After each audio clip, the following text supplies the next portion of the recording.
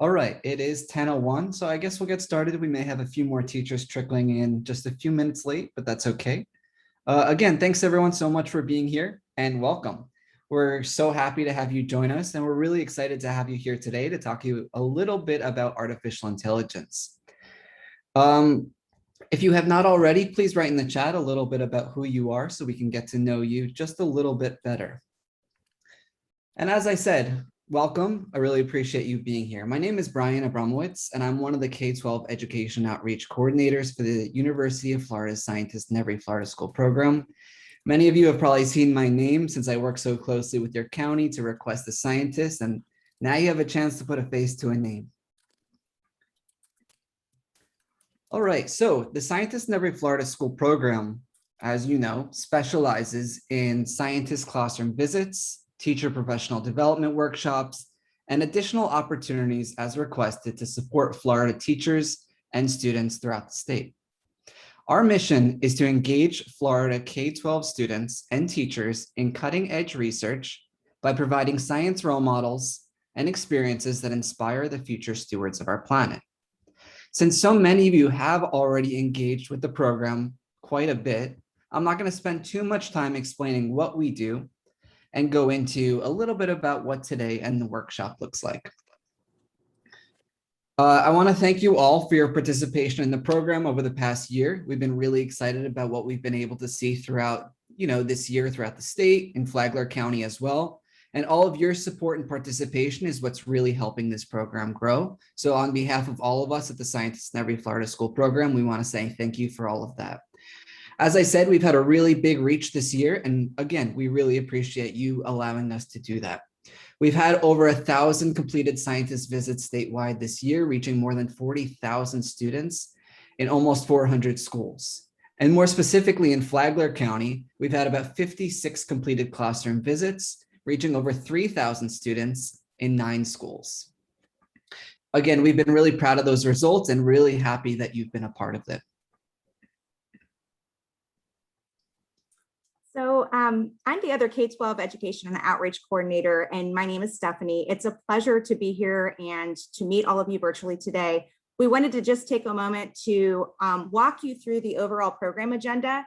Today's goal, of course, is to introduce you to the concept of AI broadly, but also to detail some of the major aspects that truly define what AI is. And that definition is always ever changing because it is truly a new and innovating and dynamic new field.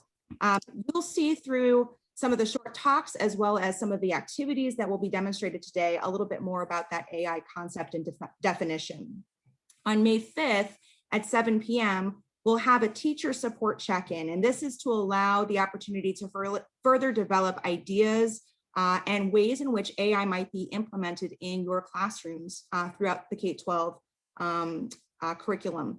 So after that, finally on May 22nd, we are going to have that day kick off with some additional AI examples as seen through the lens of different scientific fields as they relate to Earth system science, which is encompassing air, land, water, and life, and how humans impact those.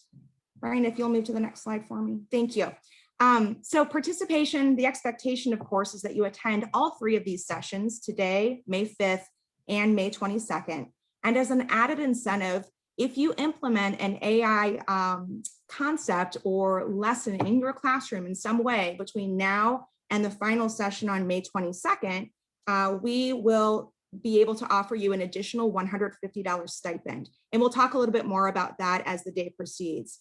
The expectation being that you share artifacts from that lesson that includes AI through either pictures or student work with everyone on the May 22nd date. So with that, I'm going to turn things back over to Brian. Thank you. And if you have any questions about that part, the stipends, we have a session this afternoon about stipends and all those related factors where you'll be able to ask any questions about that. So here's what today looks like. We're really excited because we have a really, really great group of speakers today. And we'll hand the floor over to them shortly to hear all about their expertise, how they use AI, and what it has to do within their role. Soon, we're going to hear from Dr. Antonenko, Dr. Reed, and Dr. Waysam, who are going to inform us about why we're here, as well as some of the AI initiatives at the University of Florida. And we're really thrilled to share those with you here today. So from there, we're going to take a quick break before we move on to start to hear from scientists about how they use AI within their work and how they use AI to solve scientific problems. After lunch, we'll wrap up with 2 activity demonstrations and an opportunity to debrief between each of you and discuss what you learned today and possible classroom connections between that. So here's what we brainstormed as possible goals for today's webinar. Firstly, we want to define what AI is for you and how it's being used. By the end of today, you're not going to be experts, just to put it out there. You're not going to be AI experts. However, we really want to give you some very important information about AI and how it's being used in the field and start to create a really strong foundation for building on that AI definition. Then, as I said, you'll have a chance to consider its applications within your own classroom. And that's what we thought of, but we would really love to hear from you.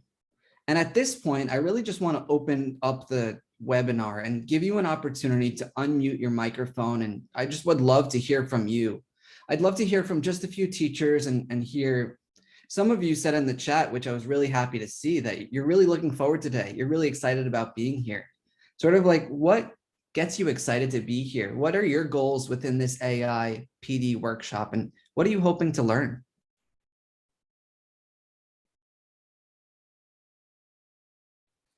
I'll start. I'm excited because obviously AI is out there, kids know it. And I think with education, there's always some realm of technology that comes in.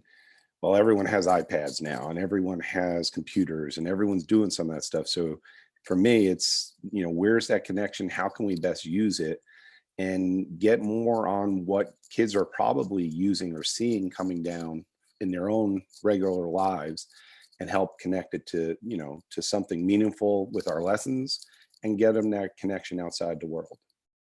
That's great. I think that's exactly right. So many of us are using it, whether we realize it or not. We might as well capitalize on it and use it in a great and innovative way. Anyone else? Yeah. So I'll go next to build off what Matt was saying. He and I actually teach together. I'm looking. Oh, Kat, we talked about it. I'll be good. I'll be good. I swear. I'm looking for ways to really inspire my kids. It seems every year my kids have all of these, like they're excited about learning when you open it up and give them like new things to explore. And then they take it further than I ever could. So I'm really excited to just bring something new into the classroom that maybe they've never seen before, and then inspire that love of learning and their desire to go out and research things and take it further than I do. I love that. Absolutely. Yeah, Bruce, you have your hand up? Yeah, I just want to comment, Kat, that we hope that will inspire you this afternoon. And I hope that we're using the example of fossils and paleontology and artificial intelligence and fossil shark's teeth this afternoon. That's because it's something that I do as a paleontologist, but I also know that kids get really excited about science through the lens of fossils. And if we can combine fossils with artificial intelligence, then I think there's a winning combination there. And I'm hoping that you all can see that by the end of today, and then you can use some of what you learned in the classroom. So I'm also hoping that this inspires you to inspire your students, and I'm really looking forward to today. So thanks for those opening comments. Thanks, Bruce. Anyone else? Yeah, this is Martin from Wadsworth Elementary. I just think adding on what both the other people said, I think I also want to find out a little bit more about what's science fiction and what's science right now.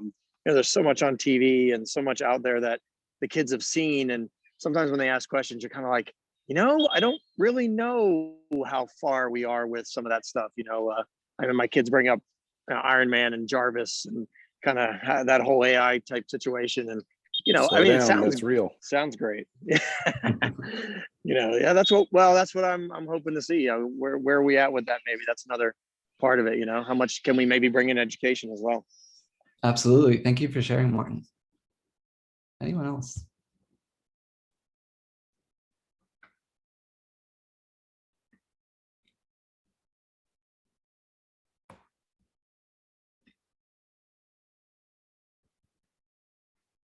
Okay, well, if anyone else comes up with other ideas they would like to share, sparks an idea throughout a presentation later today, feel free to write it in the chat and then we'll come back to it for sure. I don't want you to feel like this is the only opportunity to share those kind of ideas. So without further ado, I want to turn things over to Dr. Pasha Antonenko to talk to us a little bit about why we're here today and really just set the scene moving forward. Well, good morning, everyone. I'm Pasha Antonenko. I'm an associate professor of educational technology in the College of Education here at UF. And I will start us off by discussing why we're actually here today. Yeah. And so we've already had a nice conversation just now with a few of you regarding, what do our kids think about AI? What are some conversations you're having with your children about AI, about its implications? And yeah, so let's set the scene for this workshop. So why are we here? The quick answer is to explore applications of AI in education, specifically in science education, right? No big mystery, it seems like. Before we talk about AI though, let's do a little bit of reflecting on what AI actually means to us, right? So what is AI? We don't want to discuss something that we don't really have a shared understanding of, right? And so what I would like for you guys to do now is to use the chat and to post one word or a phrase that you associate with this concept of artificial intelligence. What comes to your mind when you think AI? Your K-12 teachers, you've used AI, you've just mentioned, we use it in our daily life. Let's see, intelligence, robots, automation, problem solving, excellent. Machine learning, awesome. Formulas, beautiful. So you're pretty advanced, guys. You're not saying cyborgs and things like that, right? All right, awesome, wonderful. Thank you for sharing that. So let's talk a little more about this. Let's see.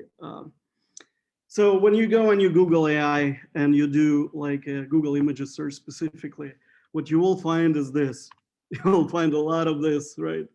AI is blue, AI has brains, it has wires, and it has to do with cyborgs, right? So usually female cyborgs, which was kind of interesting too. But what AI really is, it's basically algorithms and data structures, right? So we have algorithms on the left. A lot of you, or several of you, have said formulas, and then we have data structures, right? So we have data that feeds into these formulas to train these machines to actually think, right, and be smart. So this is very important to keep in mind, that when we talk to kids about AI, we need to make sure we first activate their prior knowledge about AI, right? What is AI to you? Is it Iron Man? What is about Iron Man that screams AI at you, right? Things like that. And so based on these conversations, we can, of course, build up and sometimes dispel misconceptions and sometimes design constructivist learning activities, student-centered learning activities that actually build on students' understanding and advance that understanding, right? All right, so let's move forward. So let's think more deeply about AI. So oftentimes it is represented as a brain, right? Sometimes with wires. And so what goes into this machine brain, right? What is this artificial intelligence? Well, first of all, we start with usually how a machine would perceive the world, right? And so we use our sensors, we use our eyes, ears, touch, our 5 senses to perceive the world. Similarly, machines use sensors such as webcams. They use other inputs. They use data a lot as inputs to perceive the world, right?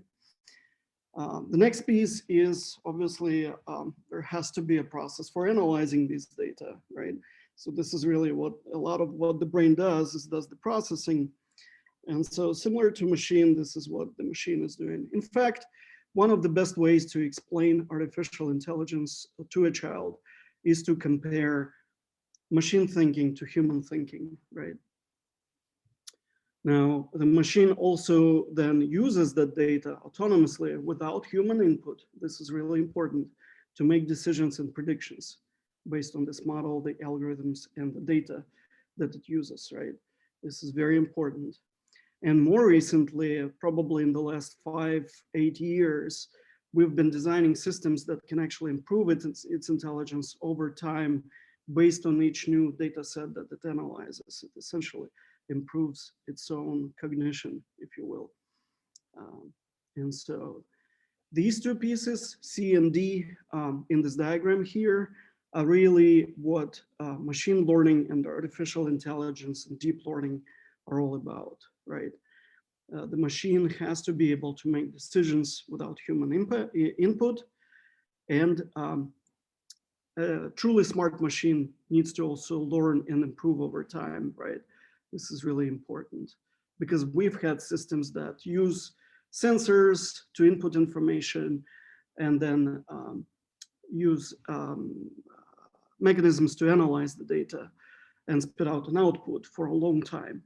This is not really artificial intelligence. It's really these two pieces on the bottom of the diagram that make a machine smart or intelligent. So I'm gonna show you a little quick video clip from Silicon Valley. I know some of you probably have seen the show. It's a comedy, it's pretty crude. So I had to cut out some of the inappropriate pieces from this video. But essentially here you will see an application of AI that's kind of funny, interesting, and actually what's interesting is there are apps like this now on the market. So let's take a look. Wow,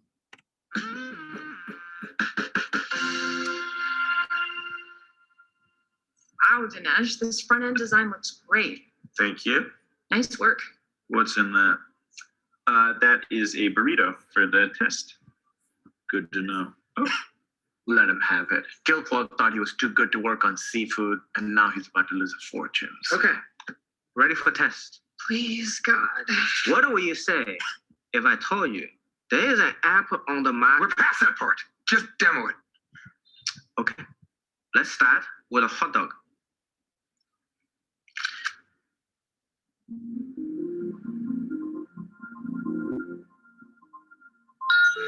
Pizza. Let's do pizza. Yeah. Pizza.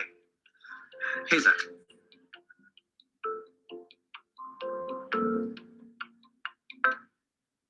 Not hot dog? That's it? It only does hot dogs? No, and a not hot dog. Give me that. Give it to me.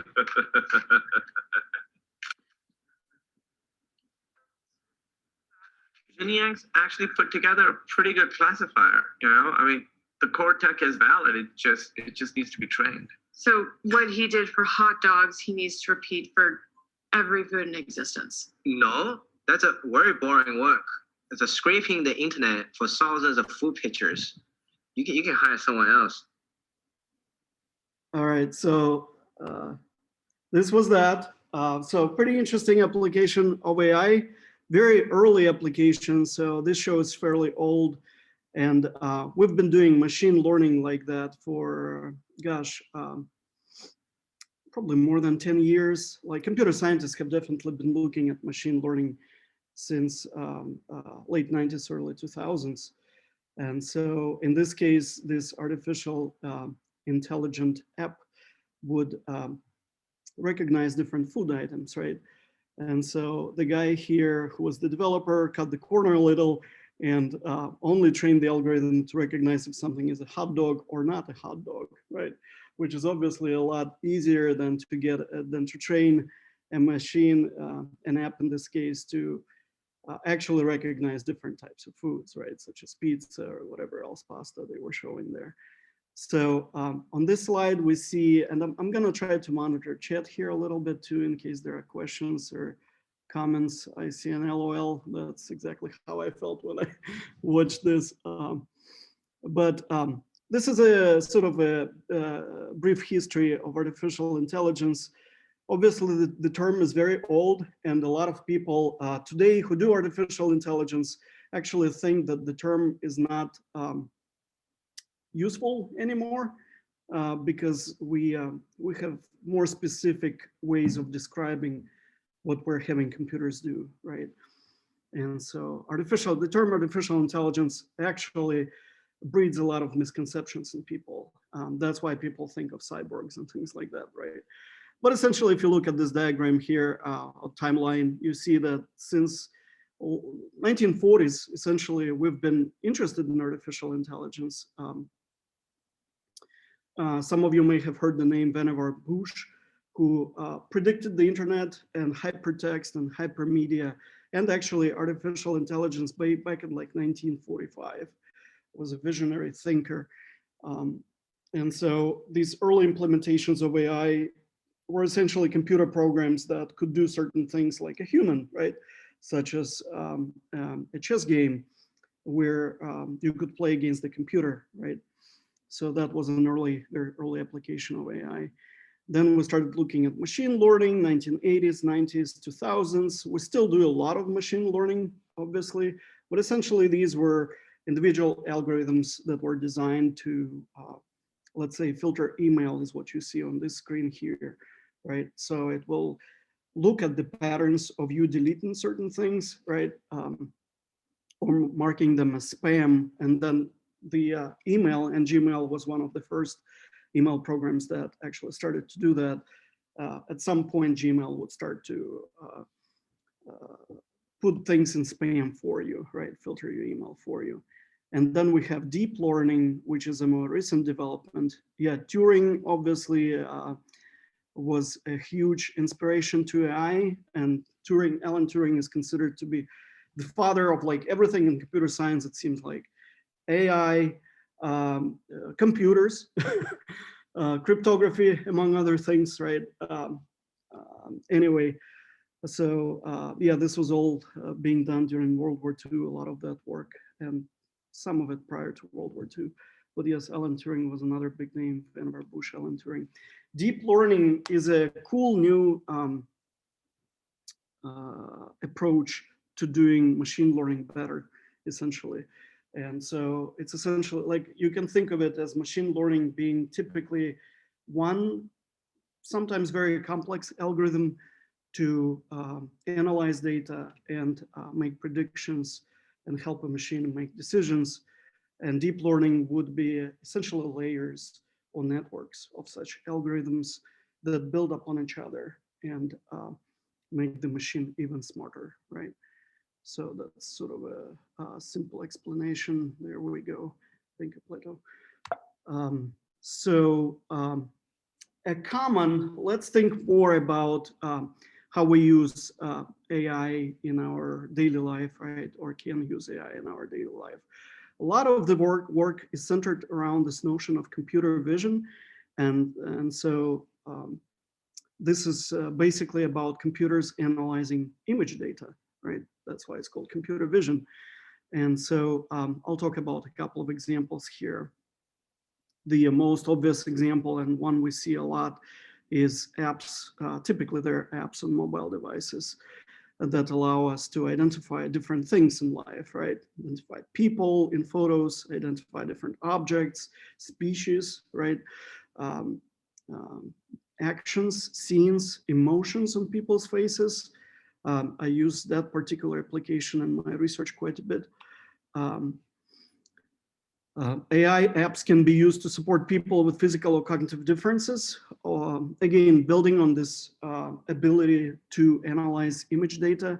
So there are a number of interesting apps now that allow people to use a webcam, or camera on the phone to capture an image of, let's say, a food item, just like what we saw in Silicon Valley now. And then it would explain what the food item is and what to pair it with. And this is actually being used by people with visual differences and so forth, right? Another interesting example, and this is actually an app my mom uses in Ukraine. You can hear my accent. I like to joke about how this is not like a Louisiana accent, it's Ukrainian. But yeah, my mom in Ukraine has her phone, and when she goes mushroom hunting or mushrooming, she looks at different mushrooms through her phone to identify which could be potentially, poisonous. There are a ton of fitness apps that count your calories based on the food items that it recognizes that you take a picture of. Here's my dinner, tell me how many calories I will consume, right? That kind of thing. And a lot of these apps, what's interesting, have really interesting applications for education, right? For people like us, teachers. If you think about technology in education in general, tools that we use, Google Docs, Microsoft Office applications, all of that stuff, none of it was designed with us in mind, with educators in mind, right? Most of these tools were actually designed for different kinds of audiences and applications for business, for example. PowerPoint was designed to do business presentations, and we use it to teach all the time, right? And so do our students. Here's another interesting example. This is what I use in my research a lot, for example. And I use computer vision to examine brain waves and brainwave patterns as people engage in certain learning tasks. And then based on this analysis, my algorithms can predict cognitive states, right? Such as engagement or boredom and so forth. So I use some of this research, some of these tools in my research. Most obvious application, at least to me, in science education, at least, is apps like iNaturalist and Seek. And we will actually have cool speakers today who will talk more about some of these apps. And I'm sure some of you guys have used these apps with your students. But yeah, Seek is an awesome technology in my opinion, and so is iNaturalist. They're designed by the same people. But essentially Seek uses all these observations, all this data that is in the iNaturalist database or databases, and then it applies machine learning and other AI algorithms to identify and describe all kinds of living creatures, right? Insects, birds, plants, amphibians, and so forth. Now, before I stop with my little spiel here, I want to draw your attention to this organization, cool new group of people. They call themselves AI for K-12, right? AI4K12.org is the website. This initiative is funded by the National Science Foundation. And so they do conferences, working group meetings, and all of that. If you're interested in AI, I would strongly encourage you to reach out to them and join the group. Very cool people. Now, what's interesting to me is when I look at this group of people is they're all highly enthusiastic, very creative people. I know a lot of them actually here, but what's interesting to me is a lot of them are computer science professors or computer science teachers in K-12 schools, right? And so my question then is, it makes sense that the core of the group is computer scientists and computer science teachers, right? But AI is so much more than computer science, right? Yes, computer scientists were the ones that designed a lot of these algorithms that we use. But in terms of applications of AI, and specifically in terms of applications of AI in education, so much of it is done in sciences, in the sciences, in biology, and geology, and paleontology. You will see a lot of cool stuff today that scientists are doing with AI. And so my thinking is we need to broaden representation in working groups like this, with teachers like you guys, with science teachers, with teachers in other disciplines that use AI applications in their teaching. What's also cool about this particular group, it has developed some interesting curricular supports and guidelines. So like, for example, they identify the AI process and AI as a concept as consisting of 5 components. Component number 1 is perception. Machines need to perceive the world, right? Then they need to represent what they've perceived and reason based on that. The machines need to learn based on the data. Then they need to support natural interaction with humans, right? And so this is where we talk a lot about robotics and intelligent agents. And then there is all these societal impact components, right? All these things that have implications for ethics and so forth. And so my last slide here is, why should we care? Okay, going back to like, why are we here? Why should we care? Well, the thing is, a lot of us probably know that future work and future workers depends on AI and on understanding on AI. It depends on automation, depends on robotics. Work is becoming super highly automated. Nursing, healthcare jobs, a lot of white collar jobs like radiology, for example. Who is to say that a computer can't identify cancer nodes in an X-ray, better than a human doctor, right? A lot of interesting applications, a lot of food for thought for us, right? For our students. That's why jobs are changing, reskilling, retooling, professional development. We need new skills. We need new also mindsets. We need to understand AI and machines not as competitors to us, but how can we change our skills to be able to operate these machines, design these machines, right? Lots of jobs being created around AI. In fact, a lot of funding agencies have really cool programs on this, on the future of work. Why should we care? A lot of concerns about ethics and privacy, right? We see this, we see a lot of this. All these systems can be biased, right? Essentially, a good way to think about this is they are as good as the data sets that they used to train them. MIT Review is a publication that recently published a really interesting piece showing that the 7 largest data sets that have been used to train a lot of these AI algorithms are extremely flawed. And so if you like, I can share a link to that article here in the chat. There's a lot of implications for like surveillance, police state, right? Face recognition, airports and public transportation, monitoring of social media and other communications, all of that stuff.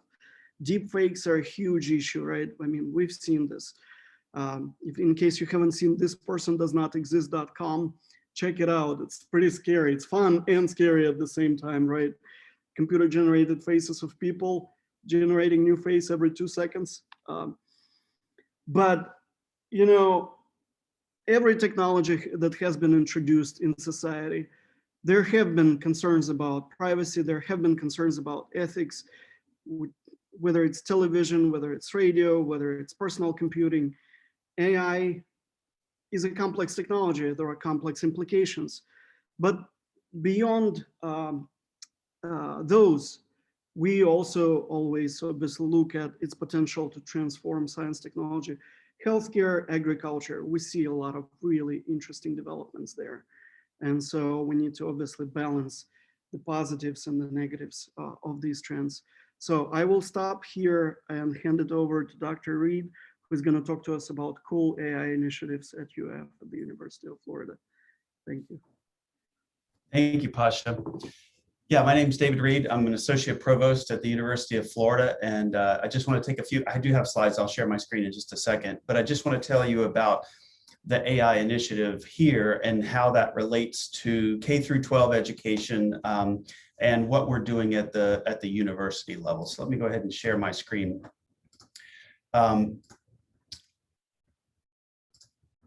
So 14 months ago, at the University of Florida, we were barely talking about artificial intelligence at all.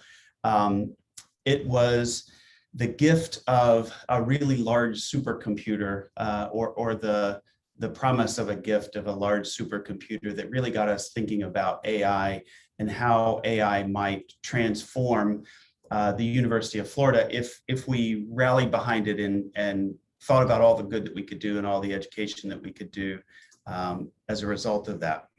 So AI at the University of Florida is a transformational initiative. This is probably the biggest initiative that we've had at the University of Florida in many decades, and probably will be for decades to come. So it's even more remarkable that we really weren't talking about this more than 14 months ago. So of course, AI is everywhere. There's incredible growth in the employment sector. There's an incredible workforce shortage in the United States. Recently, there was a report from the National Security Commission on AI. The final report just came out a couple of weeks ago, that demonstrates that the United States is not competitive against its competitors or even competitive against its allies in having a skilled AI workforce. And we're way behind the curve in that. And we've got to take special efforts to catch up with everybody. So at UF, and I'll talk about it in just a second, we were gifted this large AI supercomputer, and around it built a lot of infrastructure for trying to attack this problem of the workforce shortage in AI. So we've revamped our curriculum, we've revamped research that we're doing, student advising, and much more. So it is something that kind of touches virtually every part of the university, which is surprising. One of the things that we're doing that I'll describe in a little more detail is we're trying to sprinkle AI knowledge across all of the major domains that students are getting their education in. And we feel like that is something that we can excel at the University of Florida. So when you think of the University of Florida, one thing that's notable about it is, you know, we have agriculture, business, the vet school, the med school, you know, law, dentistry, all of that, a strong business program, all of that on one 2,000-acre campus.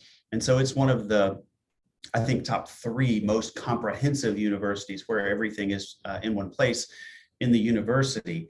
And so when we think about trying to transform the AI workforce, we have all of those domains that we're training students in where we can have the potential to allow them to graduate from the University of Florida with some kind of AI competency. And so the plan that we're working now, and again, this is less than a year old, we're trying to sprinkle AI content across all of those majors for students who are interested in the hopes that we can make a dent in this AI workforce shortage, both in Florida and hopefully nationwide. And we're never going to compete at the University of Florida with the MITs, the Carnegie Mellon, Stanford, and Berkeley in terms of building out AI at the fundamental level. Where we're going to make a big impact, and the timing is right for it, is the application of AI in all of these different domains. And so that's our sweet spot, that's our niche at the University of Florida, and that's where we're focusing our time. So let me back up a few steps. About 14 months ago, one of our former graduates and alumnus, Chris Malachowski, shown here on the right, who was a co-founder of the really large hardware company NVIDIA that makes graphics cards for gaming computers as well as supercomputers, wanted to make a transformational gift to the University of Florida. And the initial idea, of course, was to partner with NVIDIA, and he would donate money, NVIDIA would donate money in the form of hardware for an AI supercomputer. And the question immediately was, what would you do with a big AI supercomputer if we were able to put one together and donate it to the University of Florida? Well, the timing was perfect. We had HyperGator 2, which was our normal high-performance computing resource that was being sunsetted. We had already spec'd out HyperGator 3 that would replace it.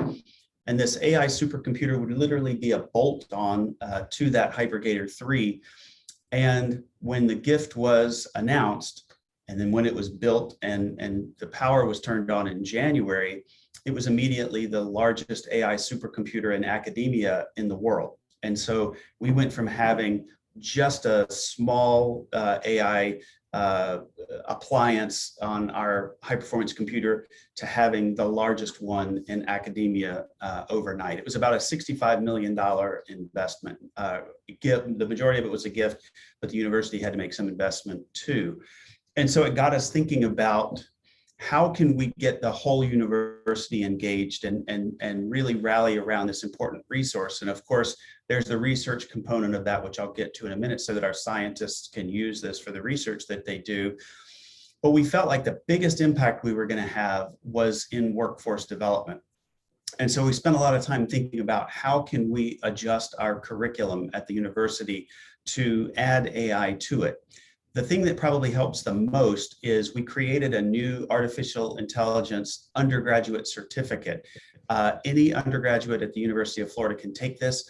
It exists as 3 courses, 2 of which are required. So there's a required course that's taught out of the College of Engineering called the Fundamentals of AI. And the other required course is a course taught in the Department of Philosophy, which is Ethics, Data, and Technology. And we felt like those two foundational courses could give all of our undergraduates a good understanding of what is AI, what do we need to know about it in terms of ethics and bias and those kinds of things.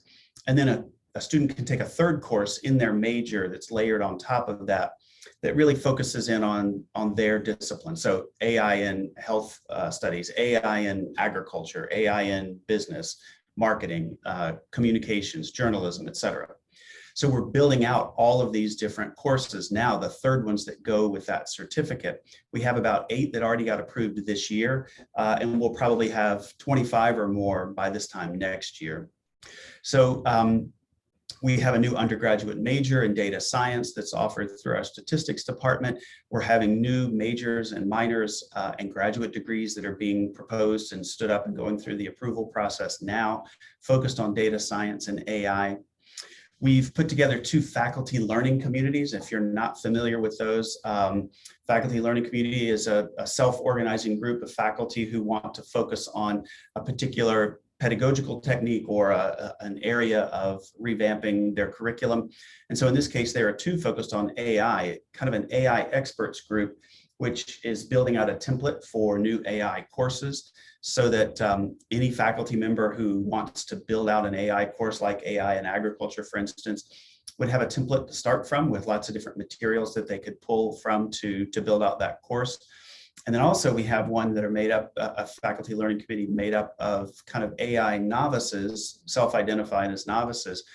And their goal is to figure out what is required to add an AI module to an existing course, something that I know that you are interested in here today and over the course of your time with these 3 different meetings. And they'll also put together a template for other faculty who might want to add an AI module to an existing course that they have. So I love seeing these groups come together to do work that not only helps their individual classes, but then builds a template for others to work from too. Our Warrington College of Business has introduced a new class that is required for every undergraduate going into the College of Business. So that's marketing, accounting, everything, business administration. They all have to take this business analytics and AI course, and it's foundational across the entire college. So we're really revamping what we're teaching at UF. And again, we weren't even talking about this 14 months ago. So I just want to commend you for being here. You really are, at least in terms of the education of this writ large, we're at the front of a crest of a breaking wave, and I'm glad to see UF and the state of Florida pushing this forward. So in terms of workforce development, there's the portion that our own curriculum plays in doing that and getting our undergraduates ready for the jobs that are going to be available to them when they graduate. But we hope to graduate literally thousands of students that have some AI training and are ready for an AI-enabled workforce as we build out this undergraduate certificate and other opportunities at the University of Florida.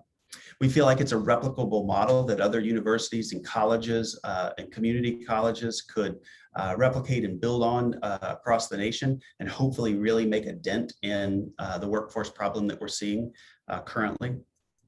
To maximize impact of this, not only the gift of the high performance computing resource, which is called HyperGator AI, but also the curriculum.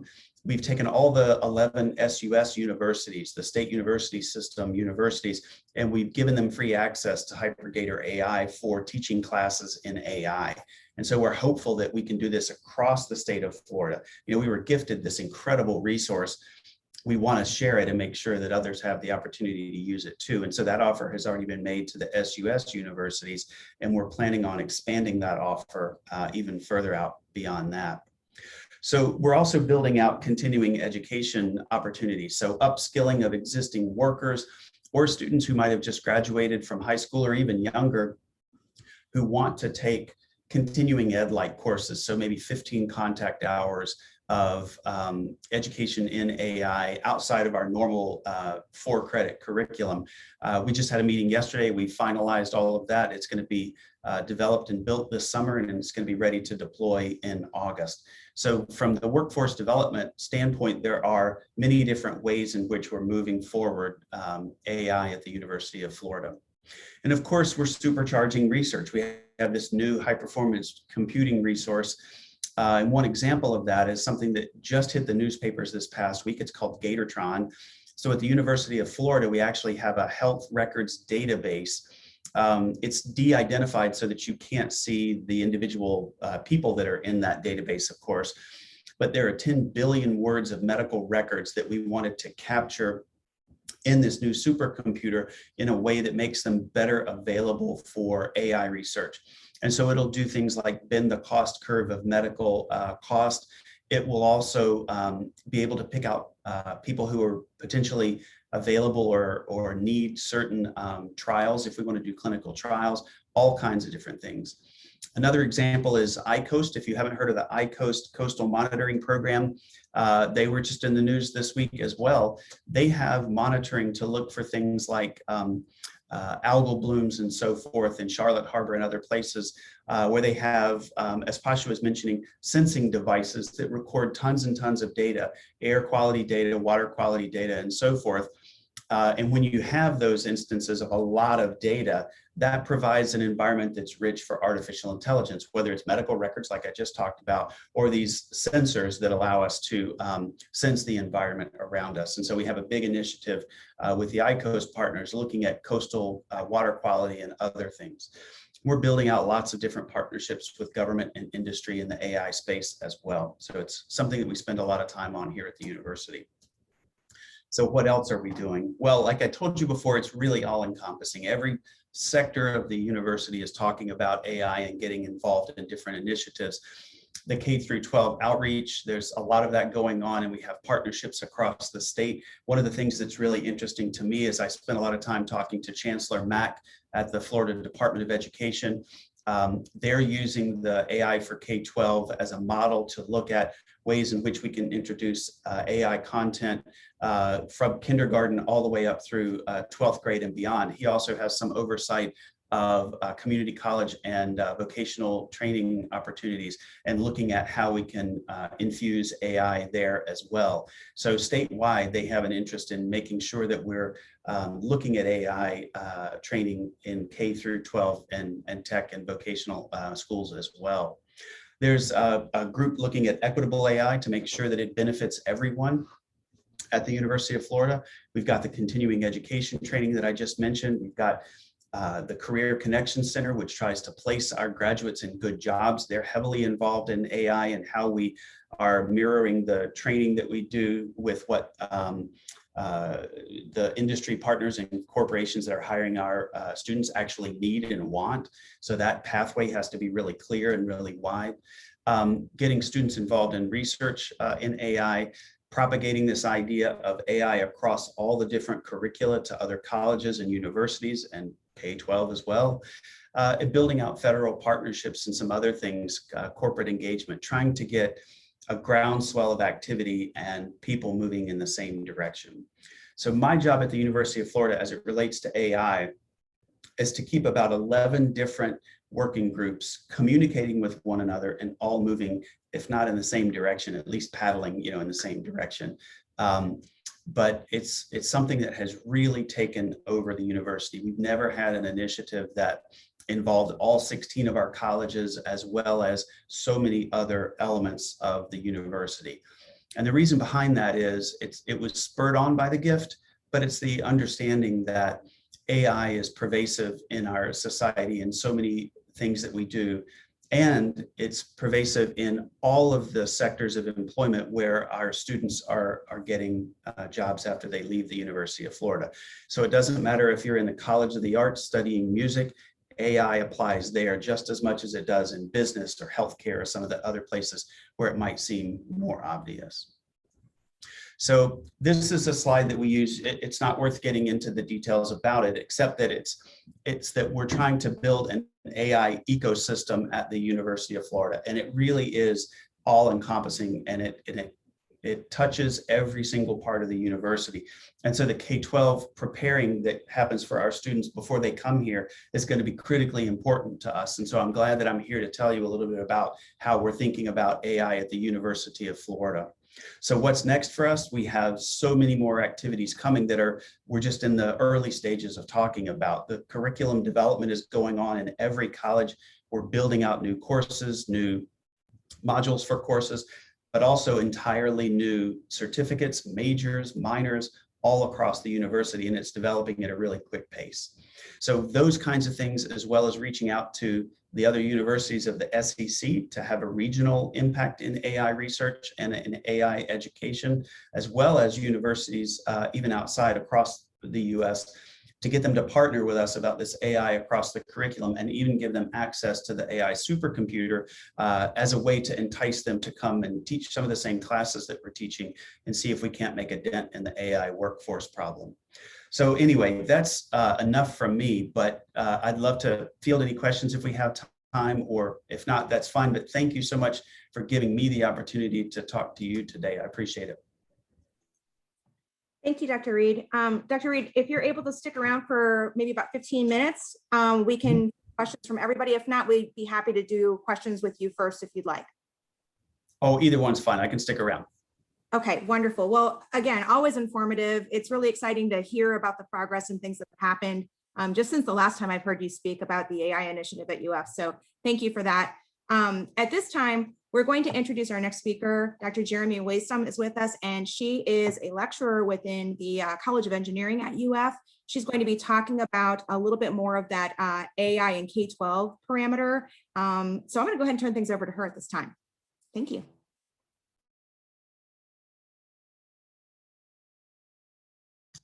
Forgot to unmute myself. I didn't start talking, but totally forgot to push that button. Okay, good morning, everyone. I'm Jeremy Waysum. I'm excited to be here with you today to talk about artificial intelligence for K-12. I want to start out by saying this is not my space. So similar to David, when this project came through, this whole artificial intelligence idea across our curriculum, I actually had applied for a position in the College of Engineering to become a lecturer, and they had this opening that was centered around artificial intelligence. And I had just done a postdoctoral position in computer science. And so they were like, it's a perfect fit. You can help us integrate AI across the curriculum, and you could work with the provost's office and help us identify stakeholders across campus. And so like that part sounded cool, right? Like I can articulate what we're doing in terms of artificial intelligence in the college, but this is not my domain expertise. So I want to encourage all of you, if artificial intelligence isn't your thing, isn't your background, isn't something that you fully grasp, that's okay.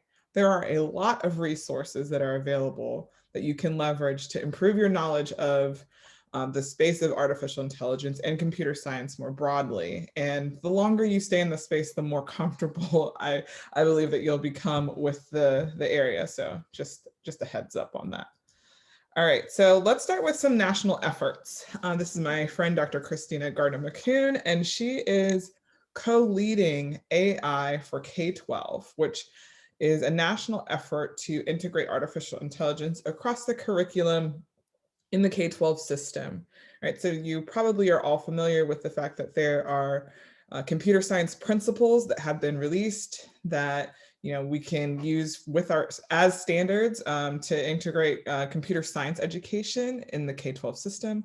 Well, now they're trying to figure out how do we do this with artificial intelligence. And so they've started with some guidelines around 5 big ideas. So those ideas are perception, representation and reasoning, learning, natural interaction, and societal resources. And they've actually created this kind of very busy collage with information where you can learn about those 5 big ideas. And so with those ideas, they're creating curriculum, resources, and things that you can leverage to put into your classroom. So this is a very large effort that's being supported by a number of industries in addition to the National Science Foundation. So there is funding that's going towards this program to introduce it across the country. So it's a really large effort, and I'll show you in a couple minutes like some of these websites that we're going to talk about. So there's also the AI for All Open Learning site, and this is focused at the high school level. And it's really for high school teachers who are across all disciplines. It's not specific to engineering or computer science teachers, math teachers or science teachers, it's everyone. And they've created free AI curriculum and resources as well that you can put into your classroom. Their focus is really about diversifying the workforce and improving AI systems, but keeping in mind that like cultural competence and ethical considerations. So the social good is also a focus of theirs. And they also do a couple of programs for the students. So you can do, the students can participate in like a summer program, or they also have like a college pathways program, which helps kind of bolster those technical skills to ensure that the students have really good competency in AI before they transition into college. Some other national efforts are the AI plus ethics curriculum for middle school. So that's from the MIT Media Lab, which is a very kind of a smaller project that's focused on middle school development. They have curriculum and information there. CS for All is really like the really large effort that kind of started all of this. And you may have seen a lot of their work across the country. They do like listening sessions on Twitter, like the whole like active participant, like Q&As. They have convenings, like national convenings for K-12 CS education. They help develop the K-12 CS framework. So they have a lot of work that you can put into your classroom curriculum-wise. They can help you with professional development. And it's not just specific to artificial intelligence, though there is a large push in that direction on like machine learning and algorithms and things of that nature. And there's also a Teaching Artificial Intelligence for K-12 portal that's online. So a lot of these resources you can find on that site. It's just Teaching Artificial Intelligence for K-12. I think it's .com. And so you can go there and kind of connect with some of the things that I'm talking about right now. There's also a huge effort from the National Science Foundation around broadening participation in computing. And some of those programs really focus on artificial intelligence in some way, shape, or form. So a couple of the programs that are really well known is the National Center for Women and Information Technology, which I get to work with outside of UF. So they have a lot of resources in general for computer science educators. And their goal is obviously to support women pursuing these disciplines. And so they have scholarships for students, awards for teachers who are doing this work. So I would encourage you to look at some of the things that you could apply for. The STARS Computing Corps, they have summer programs for students and resources online. They're mostly focused at the higher education space, but they do have some things for high school students. And there are a lot of other NSF broadening participation in computing awards that do similar things. And then there's just companies. I mean, I say national efforts and I put their names, but these are international companies that are really invested in looking at ways to improve the competency of teachers, but also, you know, the learning for students so that they can ultimately one day work for them. So that's that like workforce development thing that David was talking about. At UF, we just recently were awarded a project from the National Science Foundation. It's like $1.5 million over 3 years, where Dr. Chrissy Boyer and Dr. Maya Israel, who is from the College of Education, will be working on a project that is aimed at 210 middle school students from diverse backgrounds. And this is going to be in Gainesville, but the resources that they create will ultimately be disseminated across the country. And so they're really looking at how they can foster the students' long-term interest in computing and STEM-related fields in general. But they, Dr. Boyer, she does work on like conversational speech systems. So like think Siri or Alexa, right? And like how we can use those in classroom settings, how students learn and engage with those things. And so they'll be doing like 2-week summer camps around that. And then the other thing that I wanted to mention is, you know, we have started these faculty learning communities, and I had a feeling that David would tell you a little bit about them, but I do think that they're a really valuable resource for those of you who are in this, I mean, you're in the same area, right? So like you have this same interest around artificial intelligence, it's already there. I would encourage you to create your own learning community, right? Where you all kind of convene maybe every other week at least, and you talk about how do you address this in your community for the age group that you're targeting, and what could you create together to kind of lighten the load, but also come up with really innovative ideas. You all have different unique backgrounds and experiences that you can bring to this work. So I do encourage you to work together on this. And I know that Stephanie and Brian and the whole Steph's team will be there supporting you, but this is a great way for you to really engage with this work and make it your own. The final thing I want to mention is I really feel like it's important to talk about ethics in artificial intelligence. Without it, we are really just designing systems that are dangerous to us, ultimately, to our environment, to how we exist on this planet. And so there's a lot of literature out there that you can ingest. There's videos like Coded Bias is on Netflix now, so you could watch that and just learn about how systems are designed and how they can ultimately influence our world, right? Like we all saw like how Facebook came under fire with the elections, and there's ways in which that we can design systems that would be beneficial, and there are ways that we can accidentally not consider things that could be detrimental. And so we have to really think about how we're designing these systems. And it's really important as K-12 educators that you are explaining this to your students, that we all have bias. Bias isn't necessarily bad, but we need to understand our biases so that we don't design systems that could ultimately cause harm. And so we're doing that we've created a committee that's focused on ethical AI. We are working on courses that really target this across the disciplines. We already have in the certificate program, as mentioned, the course in philosophy that our students will be taking, who will get that certificate in artificial intelligence. But we want more, right? Like we don't want it just to be that course. We want it in every single discipline across our campus.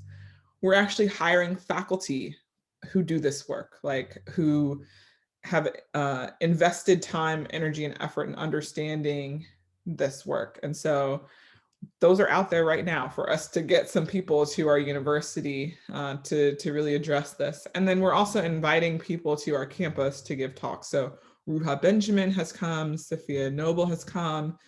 I'm hoping that we get some more people like Timnit to come, Guru, who's formerly at Google. So there's a lot of really great and wonderful things going on in this space. And so I would just encourage you to read and digest and think about it. And that's really all I have. So I appreciate your time, and I look forward to this Q&A session that Stephanie and Brian have planned. Thank you. Yeah, so let's go ahead and kick that off. If you all have any questions, feel free to go ahead and unmute yourselves. You've heard from 3 different presenters on a variety of aspects of AI from the K-12 arena on up, and we want you to take a few moments to ask any questions you might have. I'll open the floor.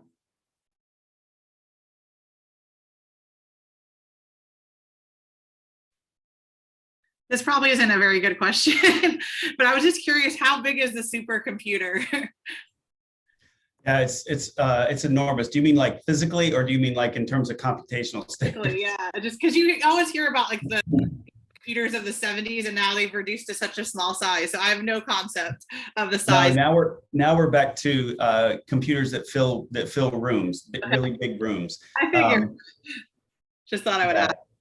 Yeah, it's enormous. I haven't been out for a visit yet, but it's spectacular. And we had to buy and bring in all new electrical to support it because of the power drain that it has. We had to buy a new giant generator in case that power goes down. We had to have new HVAC cooling for that building. And remember, it's a bolt-on to an existing system that we already have and we're replacing. So it's a big deal to add this to our computing power. My other question is more relevant. What percentage of undergrads do you anticipate participating? Yeah, Kristen, that's a great question. And what we anticipate, so this was an idea born from our provost to have artificial intelligence really sprinkled across the whole curriculum. We graduate 10,000 undergraduates a year. His view is we should have 4,000 or 5,000 undergraduates in this program getting this kind of education in three years, probably 4 years. But what I can also tell you is the thing I've spent the last 2 weeks doing is making sure that everybody on campus who comes in contact with undergrads has all the right information to start talking about this, because our undergrads don't know exactly what AI is in the percentages that we would like, and they don't know what we're offering, and they don't know necessarily why it's going to be important to them when they graduate. So we have a lot of education to do for our own students, but if we can do that, we're hoping we can get nearly half of our students going through a program like this, where they come out equipped for an AI-enabled job. Thanks. Can you give us an example of a project that has been done using these supercomputers? I think that's where I can't wrap my brain around. Like, can you just talk us through what would you use a supercomputer for? Or has there been an application that we can kind of understand and speak about? Sure. So this Gatortron example that was just in the news, we can finally talk about it now. It had 10 billion words that had to be ingested into the computer, and in that way, they were able to de-identify patient records and start to make connections between patterns that were in the data. And that's 10 billion words. It's the largest ingestion of data of that type. And so you'd have to have an enormous computer to do that. So just for context, that's records in Florida on 15 million patients, and I think it's 50 million records, if I remember correctly. So every time you go to the doctor and they're filling out some long form about your visit, there's 50 million of those that were ingested, and it was 10 billion words. To give you another example really quickly from my lab, so I didn't think that I would be using this supercomputer at all, but in my lab, we had sequenced the genomes of 450 parasites from all same species, but all across the globe. And in order to figure out what data they had in common, the quickest way to do that was on this supercomputer. And something that would have taken weeks on HyperGator, the normal HyperGator, took us about a day to do, just testing out this computer. And so it was just that much faster. That's great. Thank you so much. I appreciate that. Bruce, you have a question. I was just going to say, just to add on to what Dr. Reed was just saying on that, if you were doing that manually, of course, rather than a day or a few days or weeks, you're talking months of time, if not more. So it's pretty significant. And one other thing that's worth mentioning, Martin, just because, and Jeremy may be able to speak to this better than I can, but we have really cool student projects that are being done that are in that foundations of our fundamentals of AI class. So you can do pattern matching things. Like one of the ones I heard about was they would have their students take photographs of the pattern of bricks. It could be a brick patio, it could be a brick wall, but of course those are put together in mosaics and designs and patterns, and you can use that and train data on it, put in an unknown set, and it can classify that set. It's something that you can do that's relatively low tech. The other one I think they're doing in that fundamentals class is actually identifying sea turtle species or something like that, relatively straightforward, but I think we can atomize this and bring it to a level where we could have it being done, certainly in K-12, and I think it'd be really fun exercises. And I'm sure AI for K-12 has already done this in different ways. Bruce, you had a question? I just want to make sure that other folks have an opportunity to ask questions. I can defer till later. How's our time, Brian? Are we running short on time? I think if we have questions, we could save them to the Q&A at around noon or so for the sake of time and move forward. Good. Okay, thanks. I just want to say thanks to Jeremy, Pasha, and David. You guys really set the stage for, I learned so much. And it's so relevant to the rest of setting the context for this PD. So I want to thank all of the presenters this morning so far. It's been really, really good from my point of view. You're welcome. Thanks for inviting me. Yeah, thank you.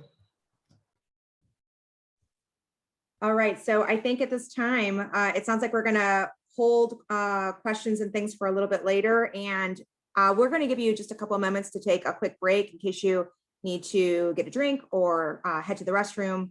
And when we come back, we'll get started, jump right into the next thing.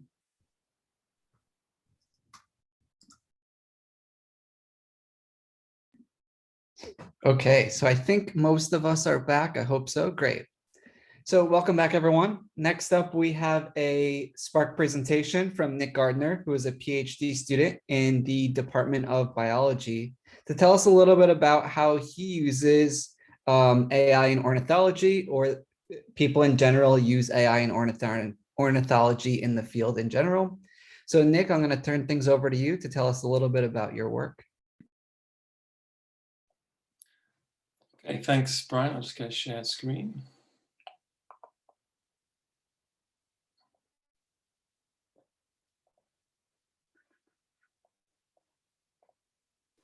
Okay, hopefully, can everyone see that okay?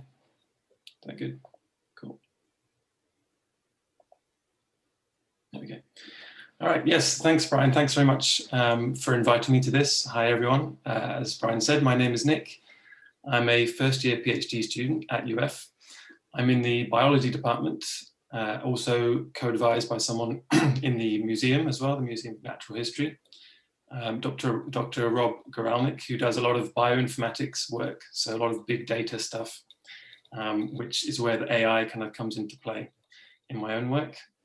So I'm an ornithologist. I study birds, and particularly acoustics within birds. So as I'll say a little bit later in the talk, this often involves huge amounts of data, and AI is particularly useful in this field, and I hope to be able to use it in my own work.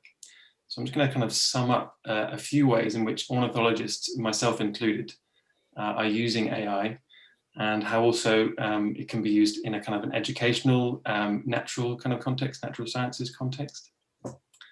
So first, I mean, I'm sure this is going to be covered a couple of times today, but it's important to try and define what AI is if we're going to try and teach students about it.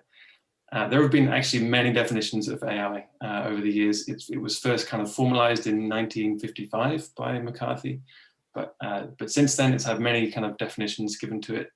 One of the simplest, again by McCarthy in 2007, is just a way of making computer programs that can solve problems and achieve goals in the world as well as humans.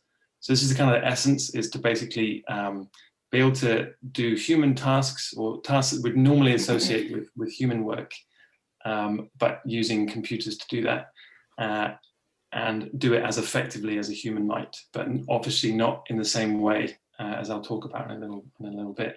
So obviously this covers a lot of different topics and has many, many applications, as I'm sure you've talked about already. But so I'm going to try and focus down a little bit on kind of a subset of AI called deep learning.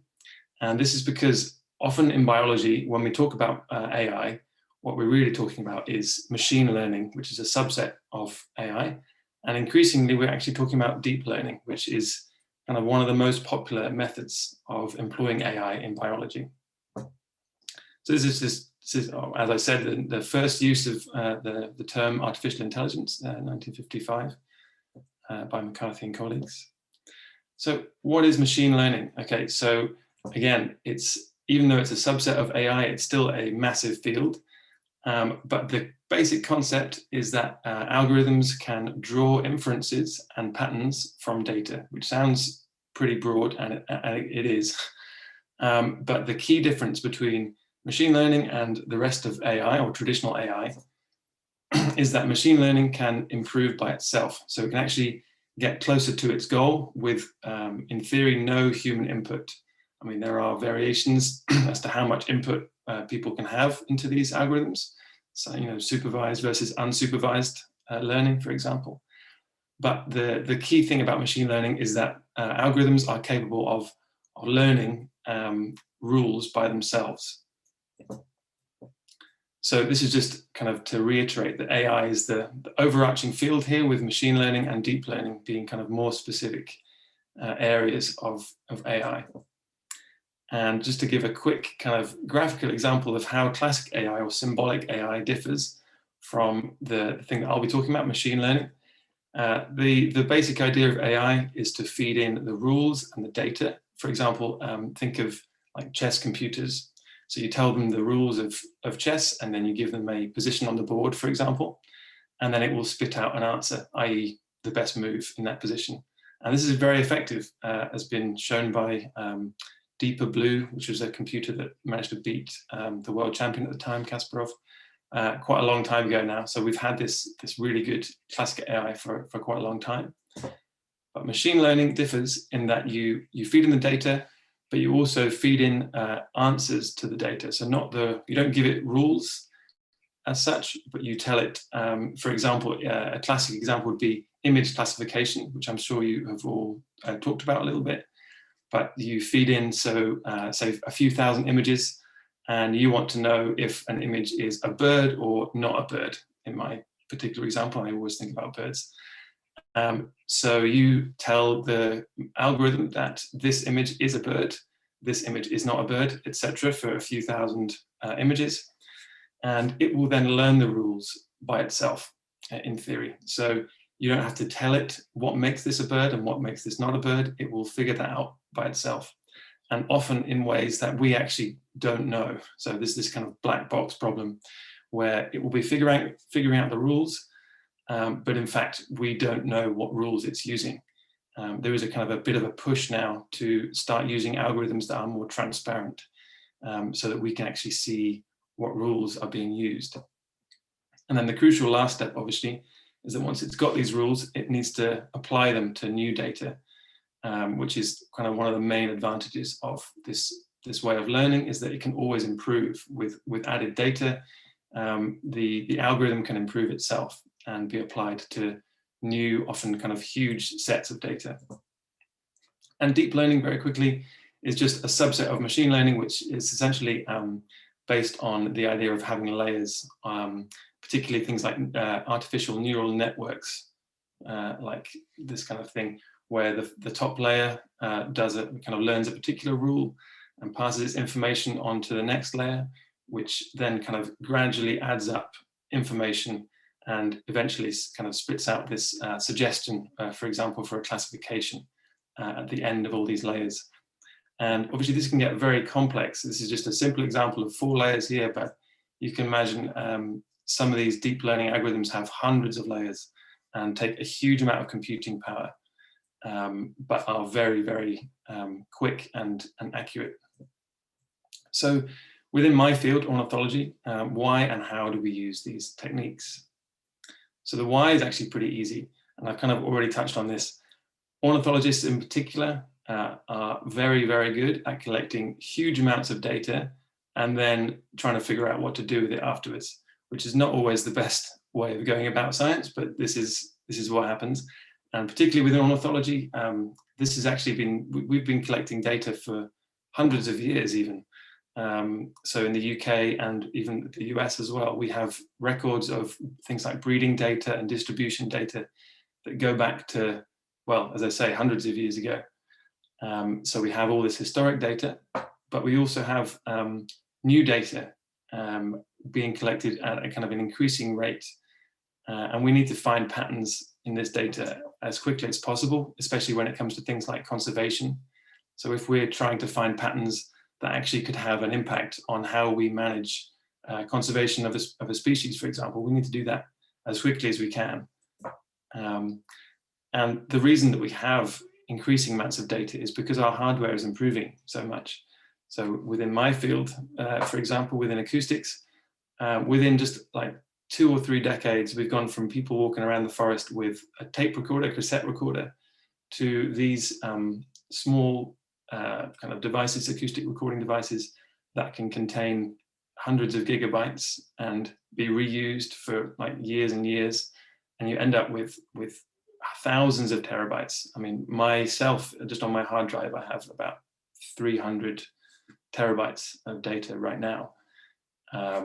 which from a few years worth of data, which would take me years to analyze by myself. Whereas with AI, obviously this is a lot quicker. Another source of this data is actually citizen science, which I'll be talking about a little bit at the end with reference to iNaturalist. But a lot of people can now upload their observations, for example, plants. A lot of the time, it's the easiest one, right? But obviously things like bird recordings as well, they can upload these and they can be classified by AI algorithms, which are improving all the time. Again, with increasing data, they actually improve in their accuracy. And they can be used by scientists then to look at these big patterns by using AI algorithms. And as I said, the main reason is that this would take years and years to do without some sort of AI pattern searching. So just going to give a few examples of what I'm talking about when I'm talking about this big data, right? So one thing that people don't often think about, which is it's been around for a long time, is weather radar data. And so now, for a long time, actually, we've been able to distinguish flocks of birds on the weather radar, which show up quite well, from precipitation, which is obviously what the weather radar is designed to detect. And so I found out the other day, actually, we've known about this since like 1941, but it was suppressed for a while because obviously that was kind of during wartime, and anything to do with radar was very sensitive. And so it was released, the information was released in 1945 that we can actually, some of these blips on the radar are actually bird flocks. And again, we have data going back a long, long way since radar was around.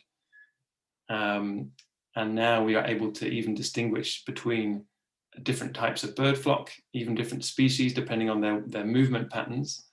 And this could be very important because, as I'm sure a lot of you know, bird collisions with buildings and with things like wind farms are increasingly common and can be devastating to bird populations. So if we can forecast where these birds are going to be moving based on weather radar, we can, for example, slow down or turn off wind turbines at the correct time, or decrease the amount of light being shown at night in big cities, or the amount of glass being used in buildings on particular migration routes. And now we have this AI, we can go through all these millions and millions of images of radar data and very quickly say, okay, well, this is a bird flock and this is rain, which may not always be apparent very quickly. As you can see, hopefully you can see my cursor, this GIF in the top corner. You can see this rain pattern moving down from the northwest to the southeast.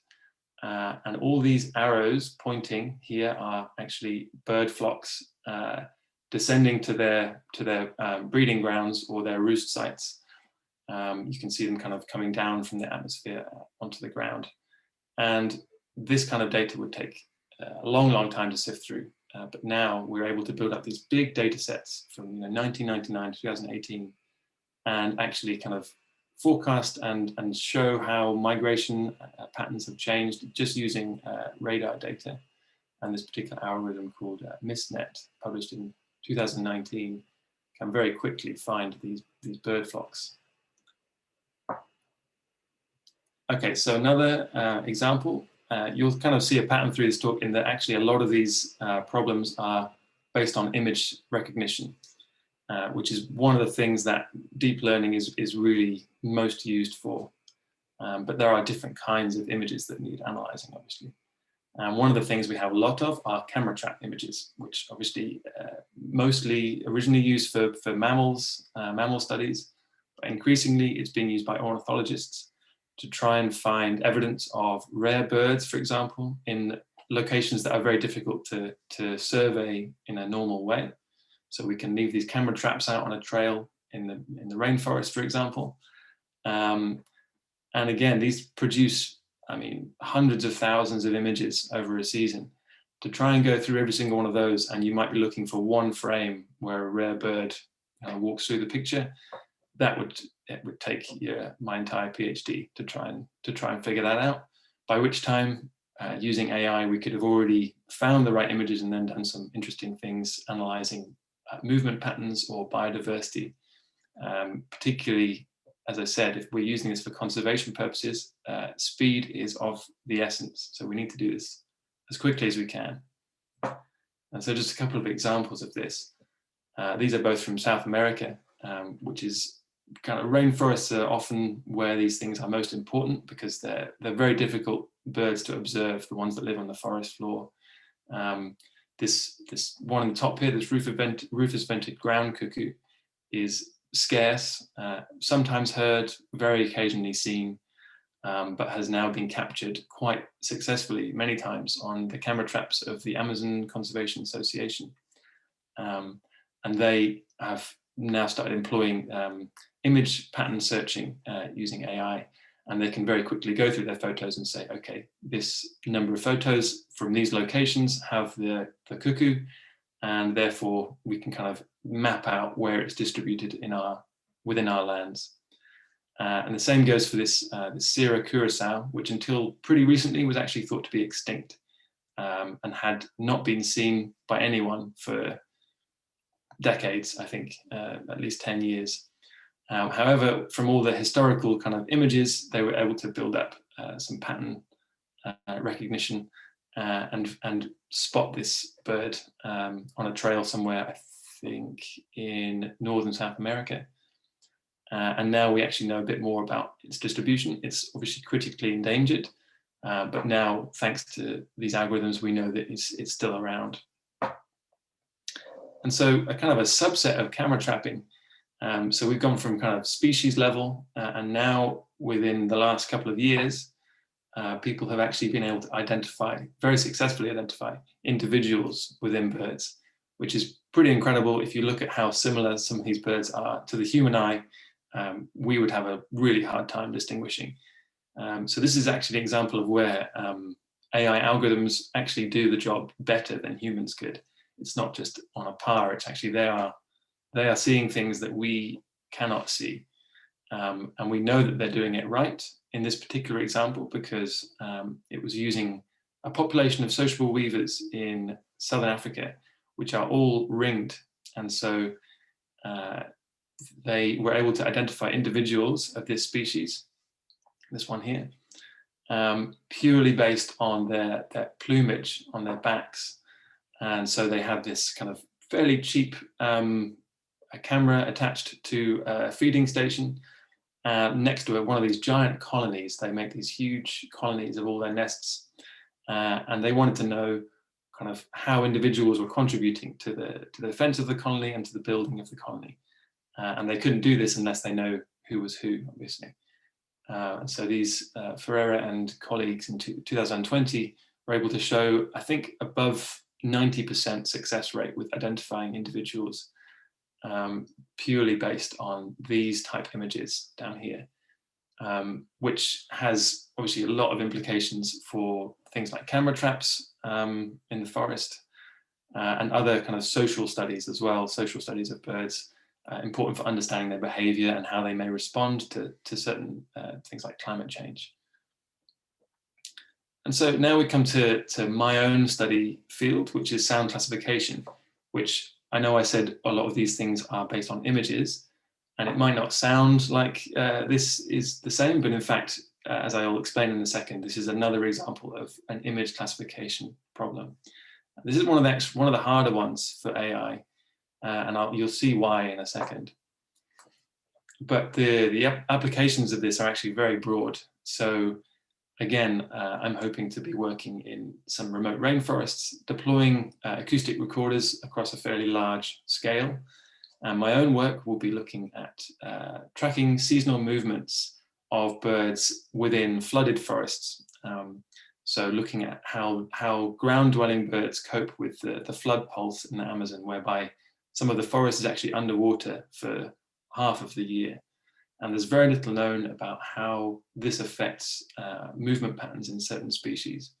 And obviously this has pretty big implications in terms of climate change because the flood pulse is changing and will change. And if the floods stop or get more severe, this may have some pretty severe impacts for the species that live there. And so I want to be able to use sound to say, well, these species are moving to such an area at a given time, or they are moving to another area in a given season. And so this is what I'm hoping to do. And searching through all these files will be much easier with automatic classifications. There are actually lots of other applications. One of the really good ones is anti-poaching.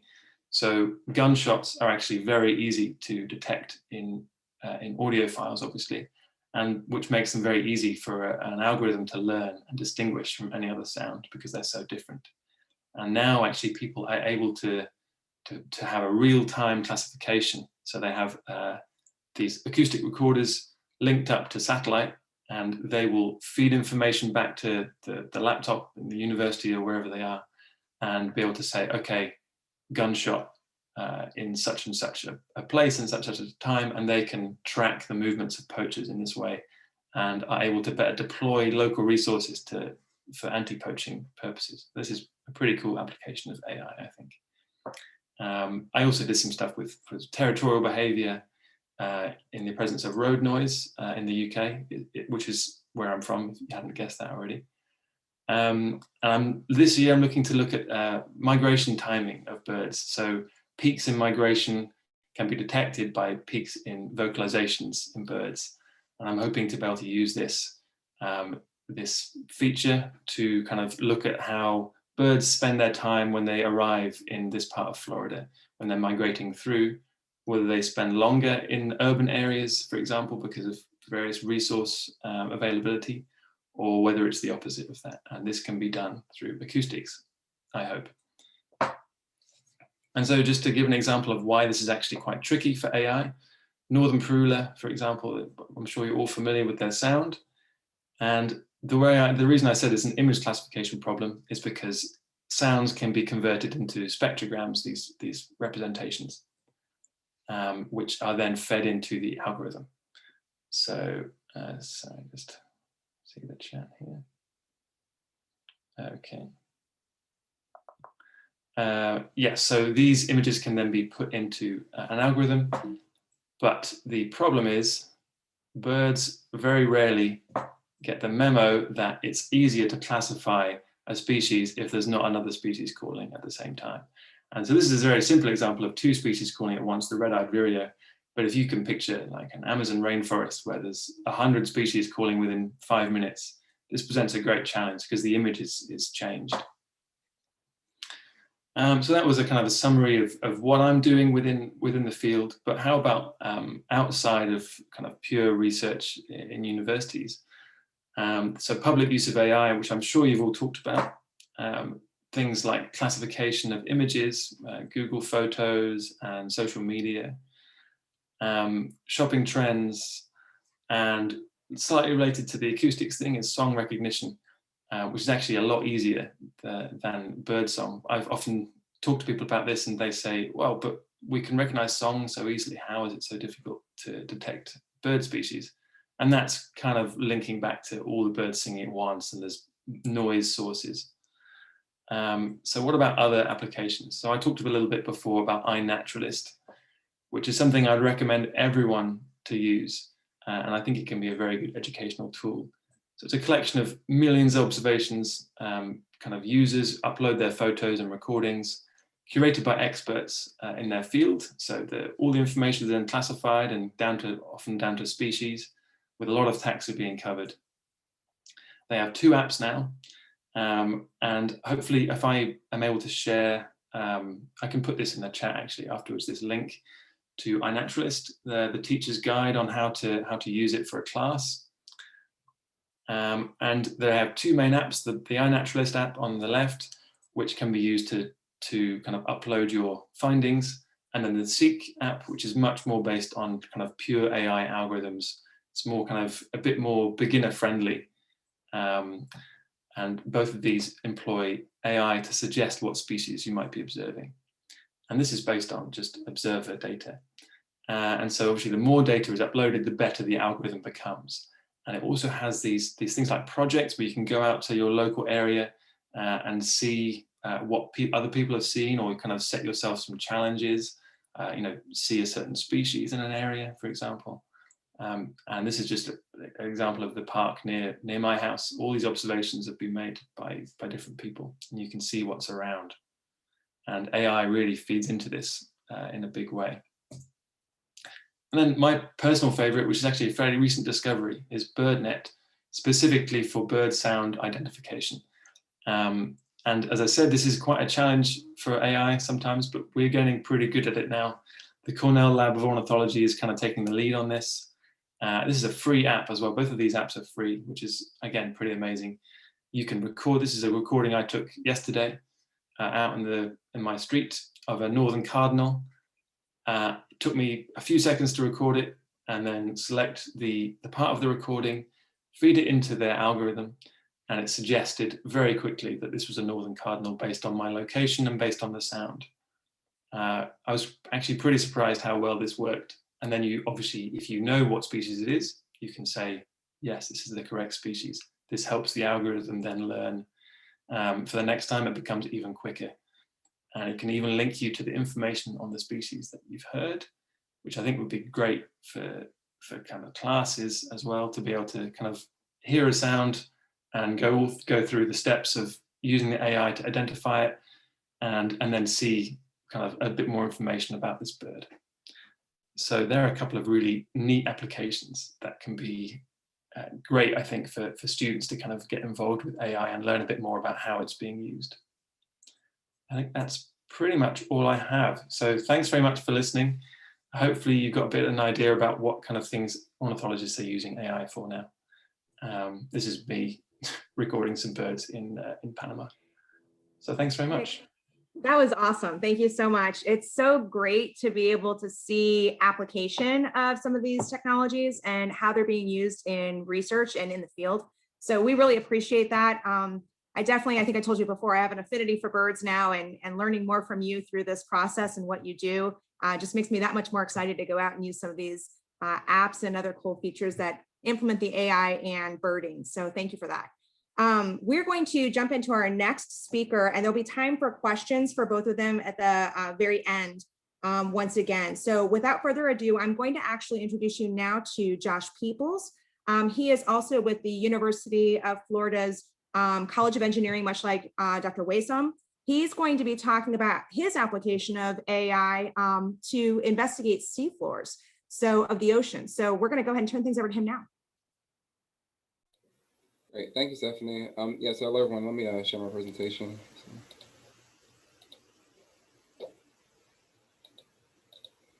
Thanks, Stephanie. So again, my name is Josh Peoples. I'm a fourth year PhD candidate in the Department of Electrical and Computer Engineering.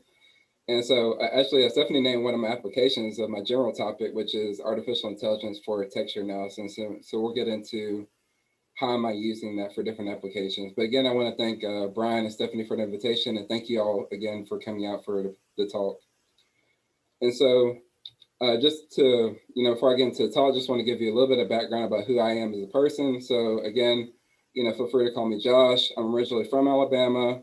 I got my Bachelor of Science in Electrical Engineering with a minor in math from the University of Alabama, Birmingham.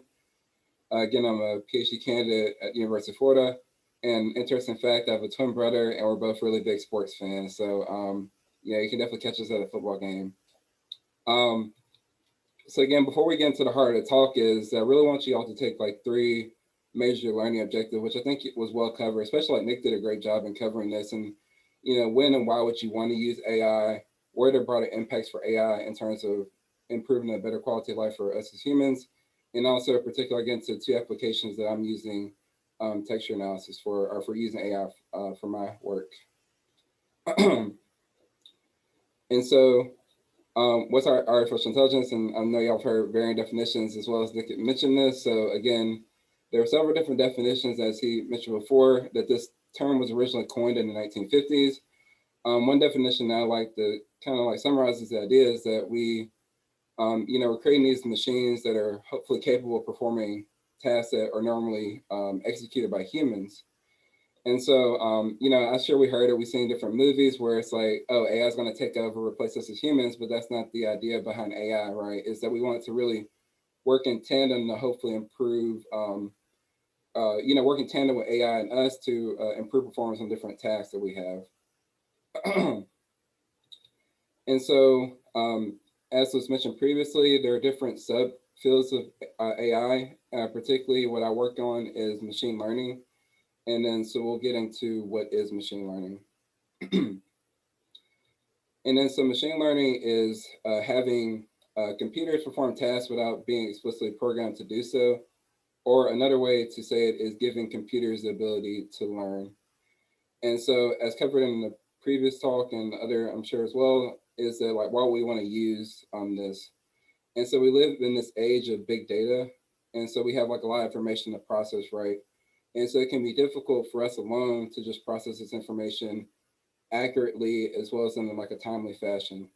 And so we can use machine learning AI to identify different patterns and groupings in data that we're processing, as well as make better informed decisions, as well as improve our quality of life and make it easier for us as humans. And so again, there are several different applications for machine learning AI in terms of entertainment.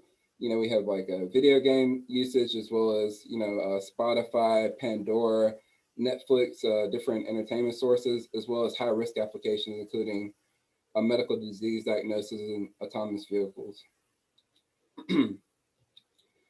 And so, you know, machine learning, we had this idea that we want these computers to learn how we do, right? So how do we as humans learn? How can we integrate that with our computers? And so, generally speaking, there are 3 types of learning, but there are also other sub areas of learning, but particularly for this talk, we'll focus on these 3, and we'll walk through one by one, and I'll provide an example of each one. And so the first is supervised learning. So essentially, this is like we're teaching or coaching the computer based on previous knowledge that we know. And so I equate this to you all as being instructors, is that we have, for supervised learning, we have like generally have a training and testing phase. And so again, as instructors, you all are teaching the students, you know, through class assignments, through lectures, through class notes, and then you want to assess how well they're doing by testing them through examination and quizzes. So it's a similar idea with this concept of supervised machine learning. And so, yeah, this is so I wanted to get you all's feedback. So, you know, we talked about birds in the last talk. So again, here's another example with birds, is that, you know, if you all were given, you know, these 2 different types of birds, how would you, what features or what information would you use to distinguish between these 2? So, you know, definitely, you know, if y'all feel free to, you know, unmute, or you can type in the chat, just what features would you look at to like distinguish between these different types of birds?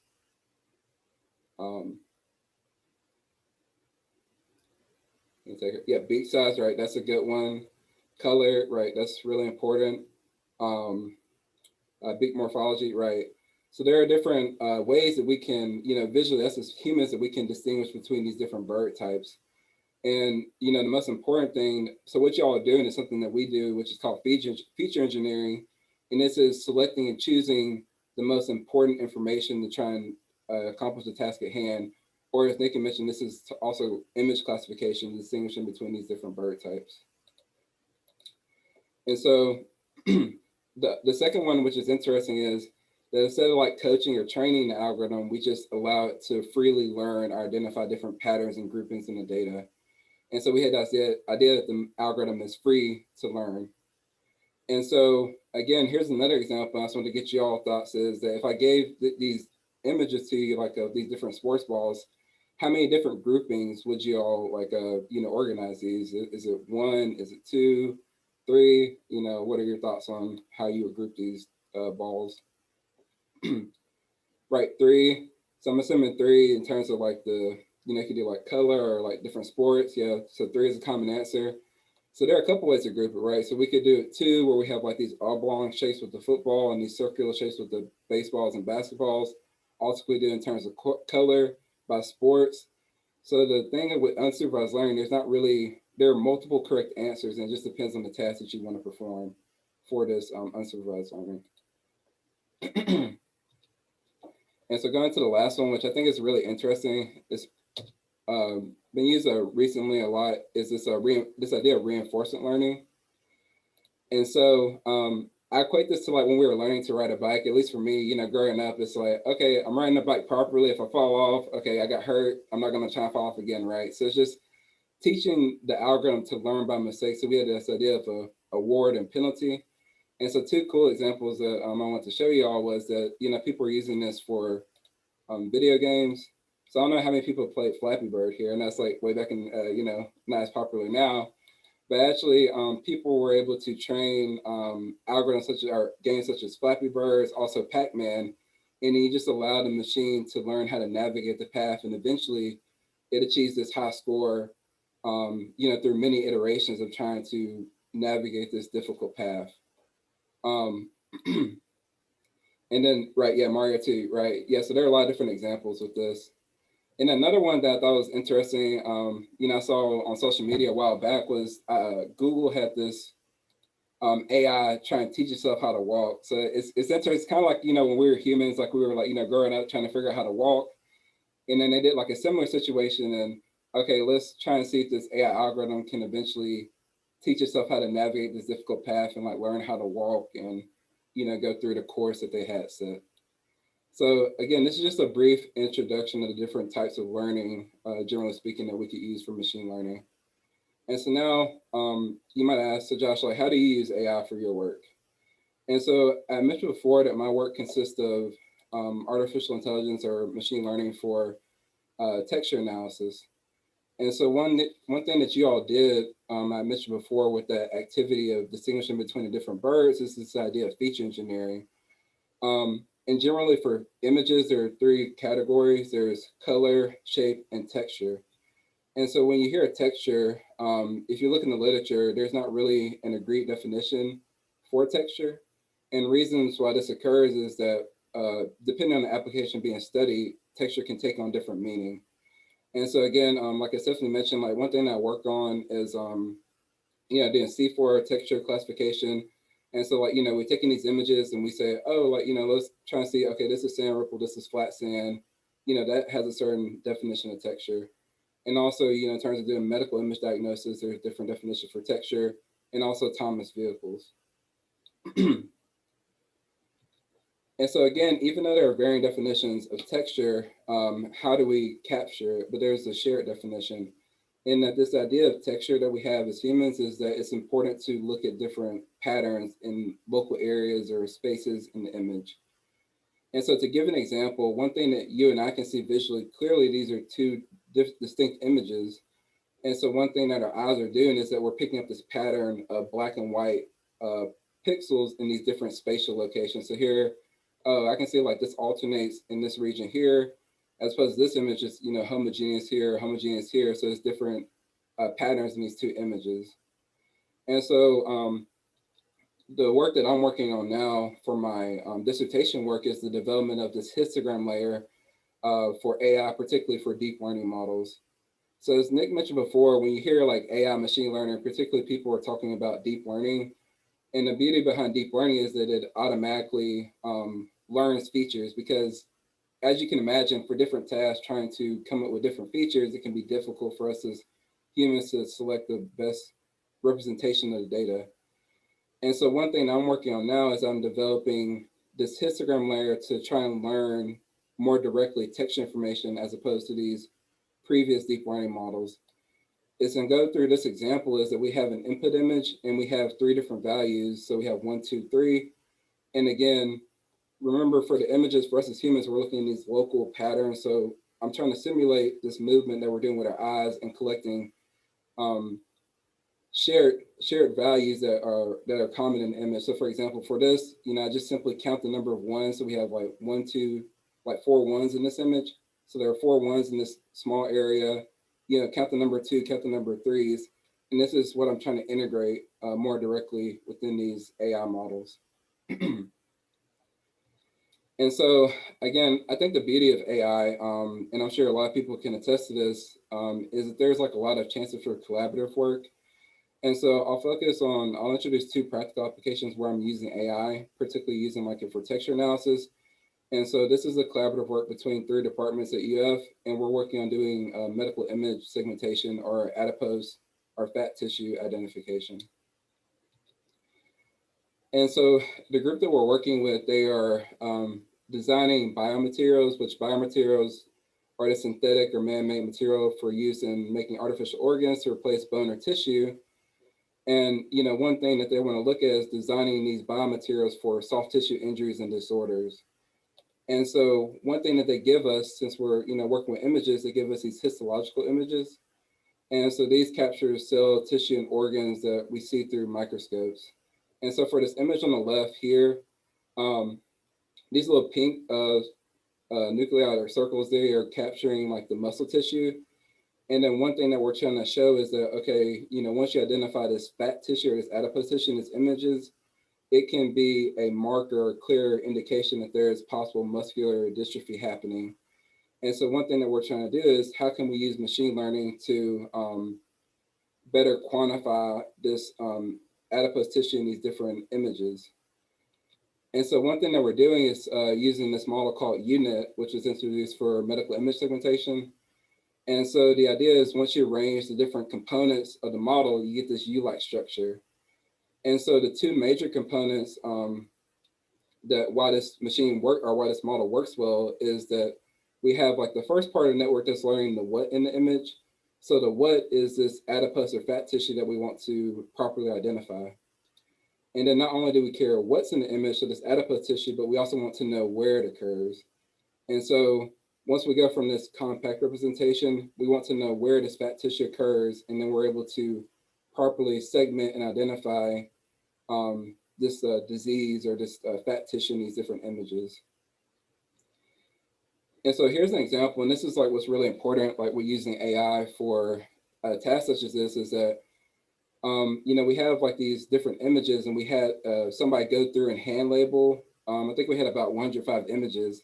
And as you can imagine, we get tired, we deal with like, it's hard to be consistent. I might label something like one day on Tuesday, and then on Friday it can be completely different. And so the beauty behind machine learning is that we're able to properly train these models, and then we can achieve human-like performance, even exceed human-like performance in identification of like this fat tissue in these images. So here, this is in the green is like the human label that was produced or labeled by one of our undergraduate students. And then these are like the different models. And so here you might ask, Josh, you have like a model that's named after you. So like, this is just like a model that integrates my histogram layer topic. So we came up with like an interesting acronym for that, which I could talk about in the Q&A, but we just had like these different models that we were able to, properly segment the tissue or fat tissue of interest for our task at hand. And so again, here's just another example where we had this image. Here's the ground truth for the human label that was produced.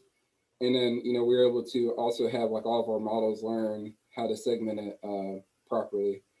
And the interesting thing is that, not only are we applying it for fat tissue identification, but we're also using it to identify cancerous tissue as well. So this is a general purpose approach that we can use for different medical image diagnoses. And the last collaborative work that I want to talk to y'all about, which is really interesting in terms of like the visualization that we can produce, is this, we're working with the Department of Agronomy, and they're interested in doing this root architecture characterization. And so they're limited in the traditional approaches that they have now, and that they can't really capture the whole picture and distinguish in between these different root architectures at these different treatment levels. So again, one thing they're looking at is like water level for a plant. And so they have different plants at water level like 60%, 120%. And they also compare whether you add fertilizer or not. And so currently their analysis approach can't really distinguish that well between, oh, did we use fertilizer or not, or what are different water levels? And so one question that we want to answer is, okay, how can we more effectively use like the spatial arrangement of the roots to characterize, whether they are at a certain water level or have fertilizer? Because as I mentioned earlier in the talk, that for my work, it's really important that we're able to identify patterns in these local areas of the image. So the spatial arrangements of the roots is important. And so we use this thing, or use this method, this distance, or this approach called Earth Movers distance. And for machine learning, computer vision work, there's this notion of distance. The idea that things that are similar should be close together, and things that are dissimilar should be far apart. And so the interesting thing about this distance is it is able to essentially you have like these sources of information, so like X and Y, and it's literally how much, what's the minimum amount of work that it would take to move this pile of dirt X to this, to rearrange it to look like this pile of dirt over here, Y. And the reason that we're using this is, okay, we had this root architecture that's at 120%. How would we change the root architecture to move it to this different treatment type? And so this is the overall process that we're doing now, that we have these images that we get from the Department of Agronomy. We do some pre-processing just to isolate the roots. And then again, in terms of texture, it's important where we look at the local places in the image. So we just place like a grid across the image, and then we compute those features or information in those small areas of the image. And then we compute, how much work would it take to go from one root architecture to another. And then we can actually see the relationships between the different root architectures.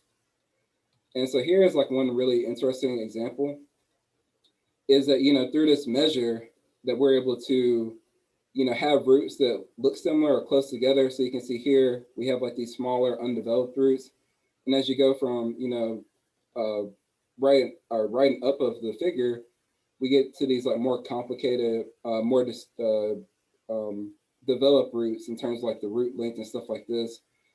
And so with this EMD metric, we're able to capture these different relationships between these different root architectures and actually visually see those as well.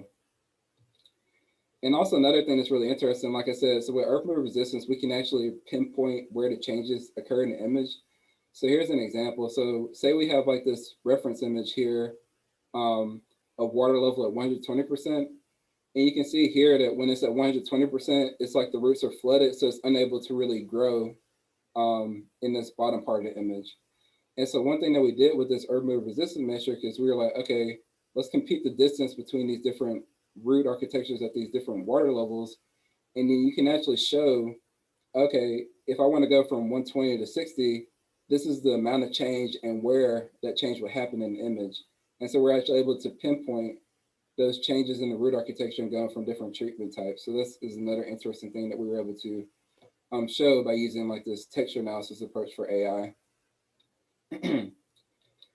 And so again, just to wrap up, as mentioned before, and I'm sure y'all are aware, AI is a huge field and not one person can do all this work. So I definitely just want to acknowledge my advisor, Dr. Zare, and my lab mates. I definitely couldn't make it this far without them. And also my funding resources, National Science Foundation, McKnight Doctoral Program, as well as the Office of Naval Research. And with that, if y'all have any questions, please feel free to let me know. And thank you all for listening. Thanks, Josh. That was awesome. Yeah, so we're going to open it up to questions. If you guys have any questions for our speakers, now's the time to ask those questions. And I'll go ahead and let y'all unmute your mic when you're ready.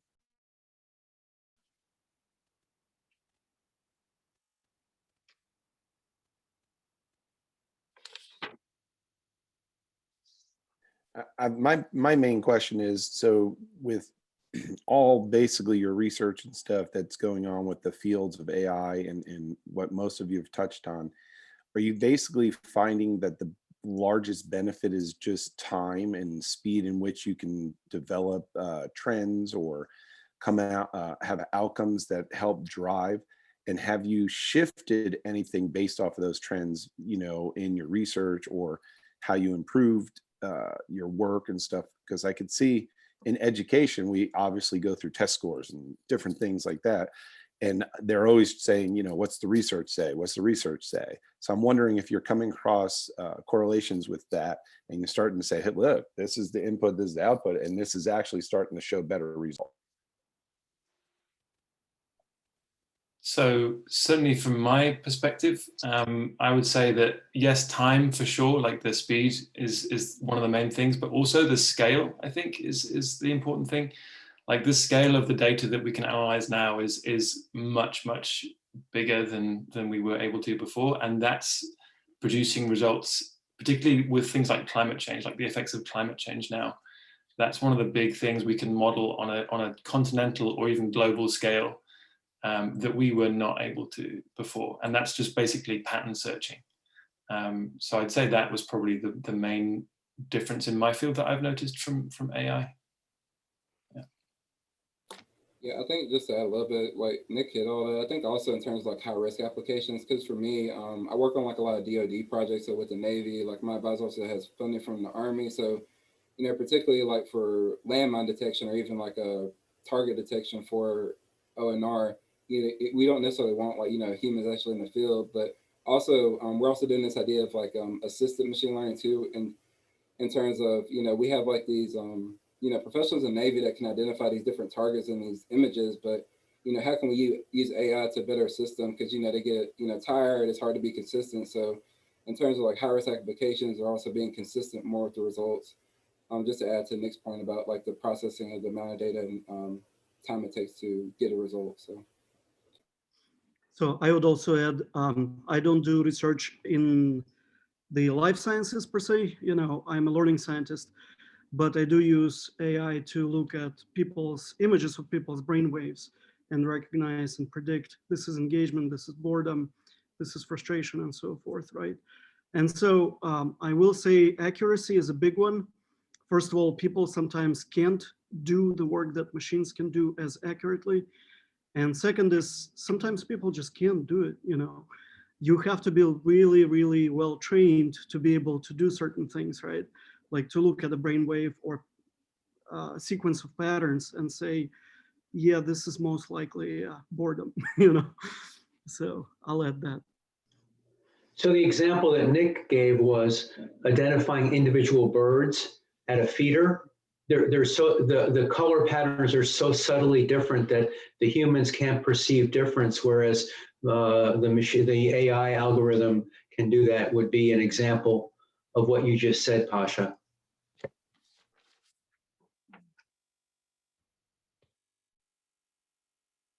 Are we still taking questions? Oh, go ahead. I was curious in the classroom as an educator using it. So at your level, it's great with the research and stuff. And the apps are great. I've used the iNaturalist with the students and some citizen science projects. But as far as going a little deeper, would you need to be able to code or write the algorithms in order to use it other than just a app that's already out there for the students? And is that something that this project is going to go like Scratch has like through MIT has that kind of block level? Is UF looking to maybe implement something like that which would tie along with the AI for students that they could then be part of with your group or something like that?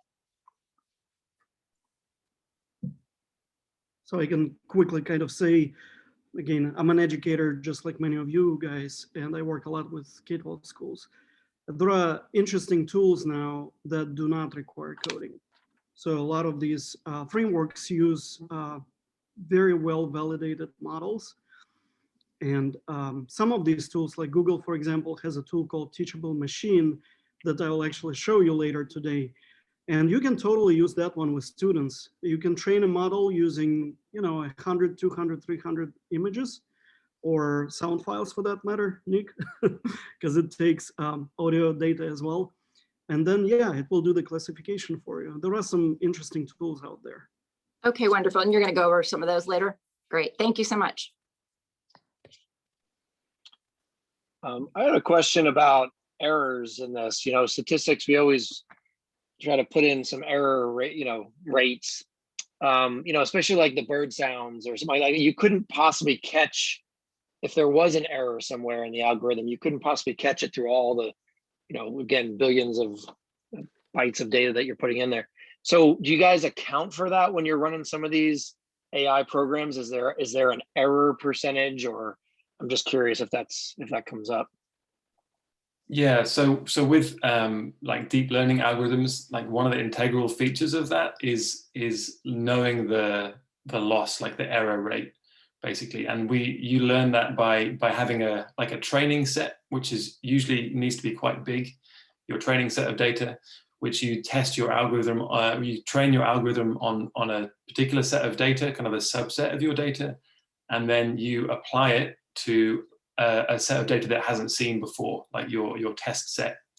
And from that, you will kind of, generally we try in ornithology to have kind of above 90% is like, would be considered good, like very good. With sounds, it's kind of getting there. It's like upper 80% for kind of multiple species kind of detection. But with images, I think it's usually a lot higher than that. Like they often get 95% at least accuracy with these things. And they're pretty confident, like just based on their training and testing data that they have a good error rate, and they can apply it to a much larger data set with confidence.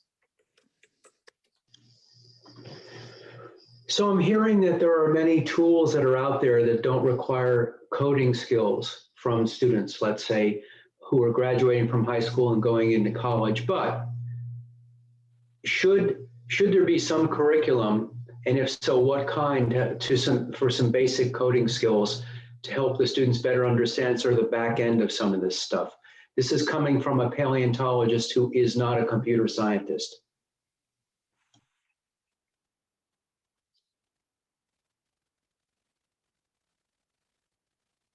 I guess I'm asking Pasha, Jeremy, or Josh, your view on the extent to which students in K-12 need some coding skills, or are things evolving where they really won't in the future? My personal opinion is that, sorry, Josh, I just saw that you were about to say something. It's hard to be a gentleman on Zoom, you know. Anyway, I was gonna say, my personal opinion is that it's more important to teach kids the concepts, right? The conceptual understanding of like how the model actually works, like what goes into a predictive model. How does a machine do it, okay? And so I would personally much rather teach kids about like regression, kind of like the basic ideas, and then build off of that, then go into like Python and teach like the nuances that are oftentimes kind of like minutia. It's important if you want to design these things, obviously, but I don't think it will capture or attract a lot of kids if you like delve them into code. You know, that's pretty complex usually. Yeah, Pasha, I think, yeah, that was a perfect answer, because for me, you know, to tell you a little bit about my background, I really didn't, my first coding class wasn't until my freshman year of college. And even then, like until I got to UF, I had only took like 5 programming classes, and now like, you know, in PhD, I finally got into it. But I think it's more important, like you said, in terms of like conceptual view, because, you know, as you know, there's still like this myth behind AI is going to take over, replace us, stuff like that. So I really feel like, you know, starting with okay, what are like the broader impacts, or how can we use AI? Then we can get to the concepts behind the method. And like you said, go into like the minor details. Okay, how would you like implement this in Python, or see whatever like coding language you want to use? So I think Pasha had a perfect answer. So. I also wanted to just add, you know, we had this negotiation with ourselves as we were trying to establish what this AI across the curriculum would really look like. Because we do feel like it's something that every discipline is kind of moving towards. Like, how do we leverage technology in a way that's meaningful? But, you know, if I'm somebody whose degree is in English, right, like it may not be practical for me to actually know all of how to code and the back end of the system, right? And so the goal is to make sure that every student understands AI, right? Like, what is it? What can it be used for? How can I communicate with somebody who's in computer science to develop a tool that could benefit me, and understand the limitations of AI to do that, right? So that's our goal. And I think as K-12 educators, it's the same thing, right? Like, we don't necessarily want every student to be a computer scientist, right? Just like we don't want every student to be a doctor or a lawyer, right? So these skills are very valuable, but it's impractical to expect everyone to have coding expertise, right? Like, we'll leave that for the students who are really passionate about the zeros and ones, and we'll leave everything else, you know, the domain expertise, to those people who want to pursue those specific domains. So that was really our focus. And we do have we offer classes for students to give them like that introduction to coding. So we just established a course called Engineering Design and Society, and the students are learning block coding, and they're doing like Arduino kits and building things, and they're getting exposure to different disciplines through the course. But we aren't going deep either, right? Like we just want them to get exposure to it, to know what it is. And if that's the direction they want to go with their career, great. If it's not, also great. So go ahead. No, I'll defer to someone else. I think Michelle, you're unmuted. Did you want to say something? Yeah, just to go along with what she just said, because y'all said the job ready is also kind of the focus. So that I can better understand that, besides the coding portion, to make someone job ready in an AI area for employment, like what kind of skills are you talking about other than the coding portion? Just so I can understand that better. Yeah, good question. That was sort of similar to what I was going to ask. It's a great question. I can start, I guess. To me, it seems like actually the majority of jobs are not going to have to do much with coding. And so they'll have more to do with when do you use these machines, for what purpose? How do you use them? How do you make conclusions and interpretations based on the decisions they make or data that they give you back, right? So like, for example, there is a huge push for doing machine learning AI in like nursing and healthcare. And so some programs are now re-skilling nurses and also training new nurses to essentially use these new tools and robots that will do some of the in-home, care. And so they're not programming, they're just learning to use this particular. So imagine like Roombas to help people in the villages, like residents of the villages, right? Robots like that. So how do you use them? How do you repair them? How do you, things like that, I guess. I'll stop here. Thank you. Well, that leads to a question I would have. You guys were talking about ethics and how strong you're trying to make sure that the ethics are part of it, which I think ultimately comes back to where students are maybe most affected because they don't understand the concepts. They don't understand what goes into it. They just believe the outcomes.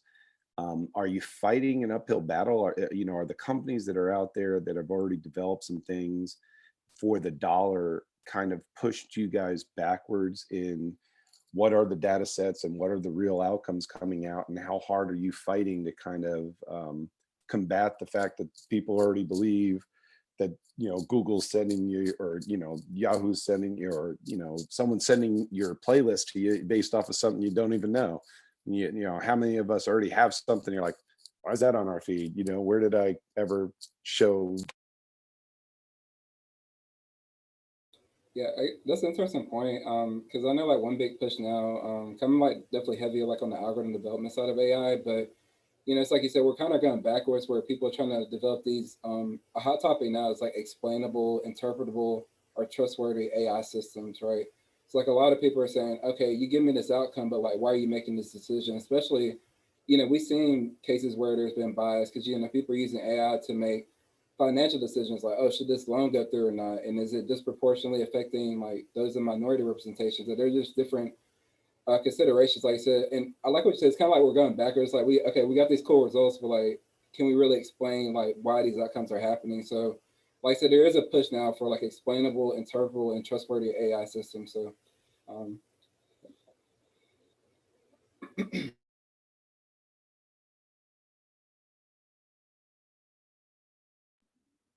So actually, I just posted a link from MIT Technology Review on some of the issues with these big data sets. I think I've mentioned them in my presentation.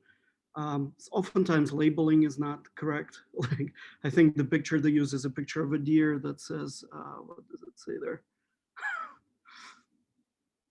Magpie, right? So that's obviously a huge error.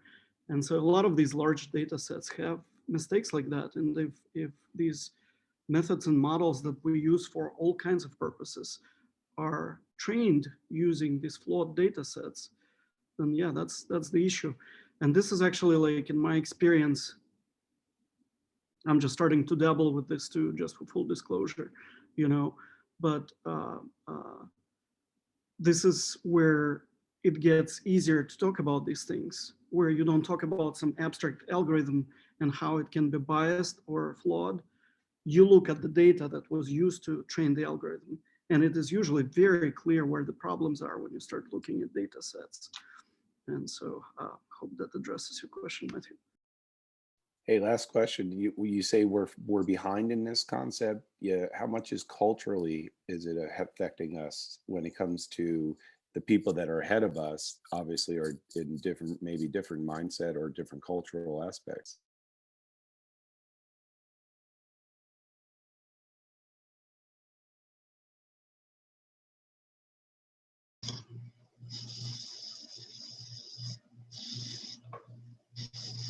I mean, I would just say what Stephanie just posted and Josh reacted to it. A lot of these, and a couple of you have already talked about this in chat, I think, or brought this up. Like, there is a ton of really interesting activities you can do with kids just on, like, what is this and where is it going? You know, do we understand this, right? Because a lot of the unintended consequences with using technology happen because we don't completely understand where it may lead us, right? And we've seen unintended consequences all over the board. And actually, these conversations would really help kids develop information literacy as well, right? Digital literacy, just to understand this is what machines are these days. We're not just talking about like Twitter and TikTok, you know? And so, yeah, that's part of science.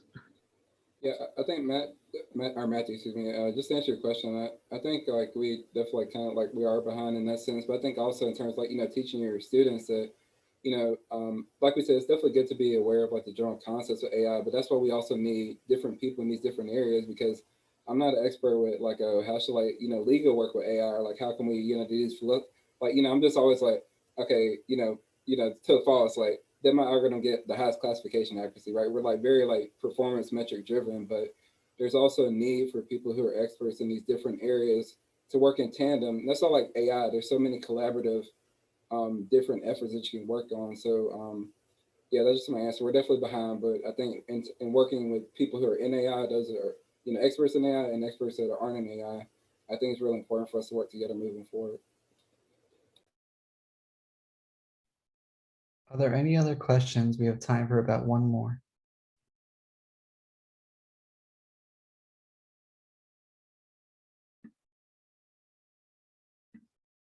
All right, if there are no more questions, that just about wraps up our morning session. We're going to take a 25-minute break for lunch.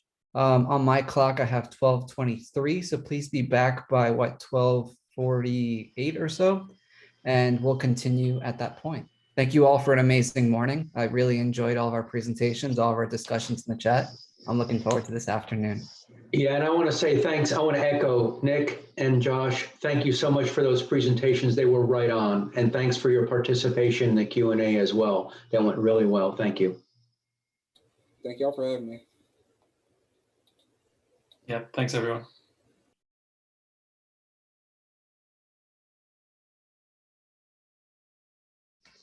Okay, great. It looks like almost everyone's here, so I'm going to go ahead and get started. Really hope you enjoyed your lunch. You feel energized and ready to continue. We're going to continue by taking a little bit of a change of pace. We're going to talk a little bit about stipends and how that process works as a result of participating in this workshop. A few reminders, a few important points. Elise is going to be giving us a presentation in 30 seconds or so, but I want to let you know that her presentation is in that Google Drive link that I shared earlier. I could share that again in just a few minutes so you have easy access to that. And again, as a reminder, there really are 2 tracks to this professional development workshop that you can choose which one that you want to approach it with. One approach is just to attend, strictly attend. If you attend all of these sessions, you'll receive your $250 stipend. However, if you want to go further and exceed that expectation, you have the opportunity to teach an AI lesson or integrate AI in some existing lesson already that you're already doing. And we'll share a bunch of resources on how you could do that later. Maybe some ideas today already sparked some thoughts in your mind. We'll have a little breakout session later today as well to sort of brainstorm how you could do that if you'd like as well. So again, if you'd like to take that approach and go above and beyond and teach something related to AI in your classroom, there's that opportunity for another $150 supplemental stipend. And that would look like bringing, as Stephanie said earlier, bringing in some artifacts, maybe student work, maybe pictures if parent and school allows you to do so, bringing testimonials and things like that to our last session. So that being said, we're going to provide a bunch of examples later today, share additional resources on how you can do that. But as far as the stipend paperwork itself goes and the logistics behind that, I'm going to turn things over to Elise so she could tell us what expectations are for you as you prepare to get paid. Thanks, Brian. Hi, everyone. I'm Elise, and I'll be working with you throughout the stipend process. I'm going to share my screen for my presentation. Hopefully, this will make it as painless as possible. We do have a few different forms that you're going to need to fill out. So first, I want to go over the PDF forms. There are 2 of them, and they are also located in that Google Drive folder. Before you begin the online form, which is a portal, you're going to need to complete these PDF forms because you're going to upload them when you go into the online portal. So the first one, that's the more complicated one, is the supplier tax information form. So first, we're going to go over this one. You're going to see at the top of the form a box in red. You don't need to sign that. That is something that if we do have problems later on, you might need to, but hopefully this is going to go smoothly. So you'll leave that part blank. And then for part 1, you're just going to fill in your personal information and make sure to select at the very bottom there, payment type ACH. Then you'll see this box for expenditure type, and you actually don't need to check that at all. Just continue on to the next section. In part 2, it's also pretty easy. You're going to leave most of it blank, except for checking that box for individual right at the top, which I've put in a red square. And part 3, this is the part that you'll really want to pay attention to what's on the form as you're filling it out. We have some specific answers that need to be placed in that section. So for question 1, if you're only attending the workshop portion, please write in teacher professional development workshop stipend received as a result attendance to all presentations. If you are going above and beyond and you are going to introduce some of this into your classroom in return for the May session, we'll need to have you write just a little bit more. Teacher professional development workshop stipend received as a result in attendance to all presentations and receipt of student testimonials following lesson incorporating AI. For the next few questions in the section, those are going to be the same for everyone. Question 2 will be no. Question 3 will be no. And then I actually think I might have the wrong start date on here, so I'll double check that. Question 5 will be Gainesville, Florida.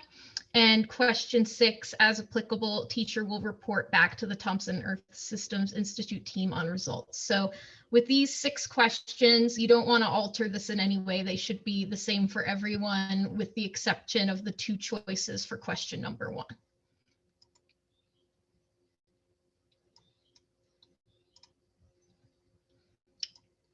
Similarly, the questions and answers for 7 through 11 are going to be predetermined.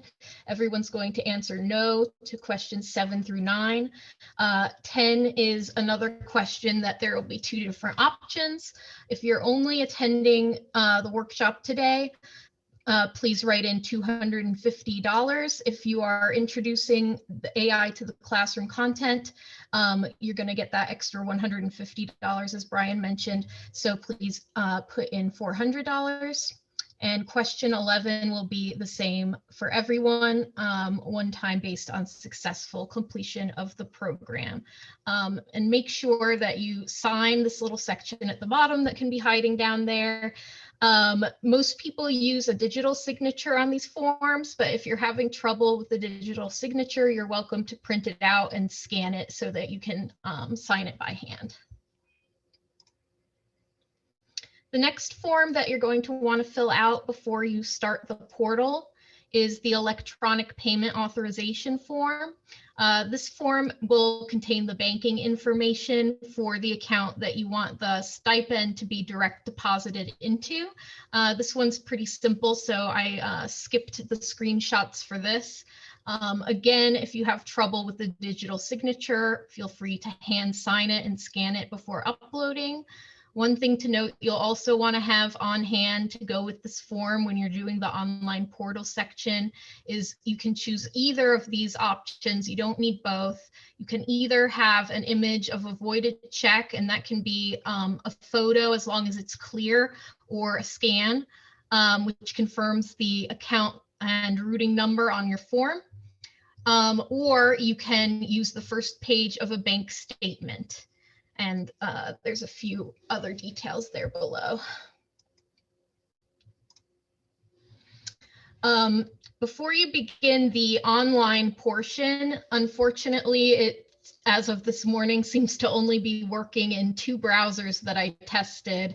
It works in Firefox and in Internet Explorer. Unfortunately, the file upload on Google Chrome and Microsoft Edge aren't working. So if you get started on there, there isn't a way to continue on that one. If there's anything updated with that, I'll be happy to send an email. And if you have any further trouble with the portal or with uploading documents, email me and I'll have my information at the end of this presentation. Oops, sorry. Okay, so when you go to the link provided, the first thing you are going to see is this supplier portal on the top and select an activity. You're going to select US citizen or resident. For unique ID and company profile, this one can be kind of confusing if you're just looking at it without the instructions, because obviously you're a person and not a supplier. But tax identification number is just going to be your social security number. Supplier name is going to be your full name. And there's going to be a drop down here on classification, and you're going to select outside party. And then here you're going to see add attachment. When you click on that, it's going to take you to another page where you can upload your supplier tax information form, and then you'll be able to return back to this screen. The next section, profile questions, you're mostly leaving blank. The only one you're going to answer is the one at the very top, where you're going to put in my name, Elise Cross, and my email address, elisemarie@floridamuseum.ufl.edu. Actually, I think I skipped something. No, I didn't. In this next section, UNSPSC, you're just going to enter the number 8600, lots of zeros, and it's actually going to populate in the box before you complete it, and then you can just click on it and then press next. Here's pretty simple, just fill in your home address. You don't need to check these boxes and fill in any additional addresses.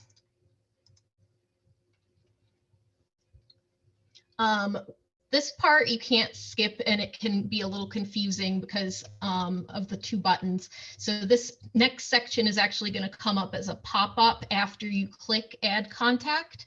When you do that, you're just filling in your first name, last name, email, and phone number. I know it's frustrating that they make you submit it like 4 times on this form, but that's how they designed it.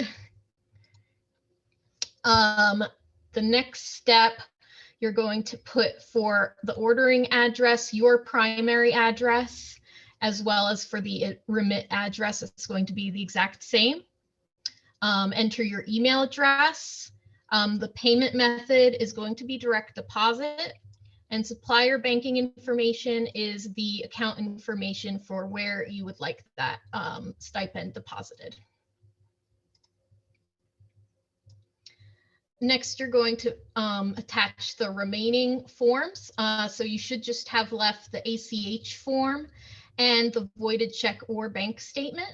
So you're going to upload these here. You'll be able to, after you add the first attachment, it will give you another line to add the second attachment. And then you're going to click next. And then on this last page, you're going to once again enter your email address and click the checkbox right here at the bottom to accept terms and click review and then submit. If you find when you're going through this form that you maybe didn't have one of your PDF documents ready, or it's not submitting, or if you just forgot some of the information, there's always going to be at the bottom of each page this save for later button. So make sure you press save for later so you don't lose any progress if you need to return to the form. And that is about it. If you have any questions, feel free to ask them right now, or also email me at elisemarie@floridamuseum.ufl.edu. And if you have any issues with the browsers or any other form problems, I'll also be able to help you with that.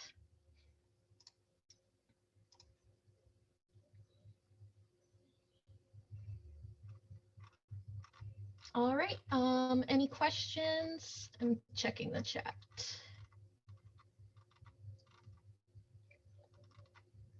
Yes, unfortunately, as of now, I'm only able to access the add attachment if you have Internet Explorer or Firefox.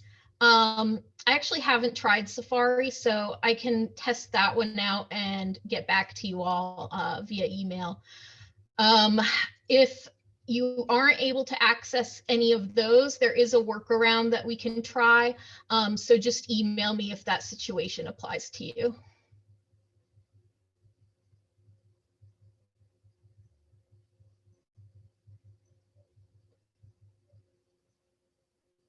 All right. Well, if you think of any more questions, feel free to email me and I will turn it back to Brian. Thank you. Thank you, Elise. Okay, at this time, I'm excited to introduce three really amazing people that we work very closely with. They're going to demo an engaging activity that uses machine learning to sort fossils. So at this time, I'm going to introduce you to Drs. Bruce McFadden, Victor Perez, and Pasha Antonenko, who are with us today to share a little bit about how fossils could be used in AI.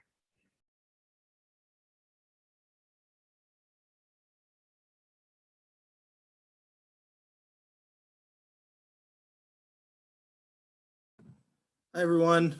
My name's Victor Perez. Getting this PowerPoint pulled up real quick.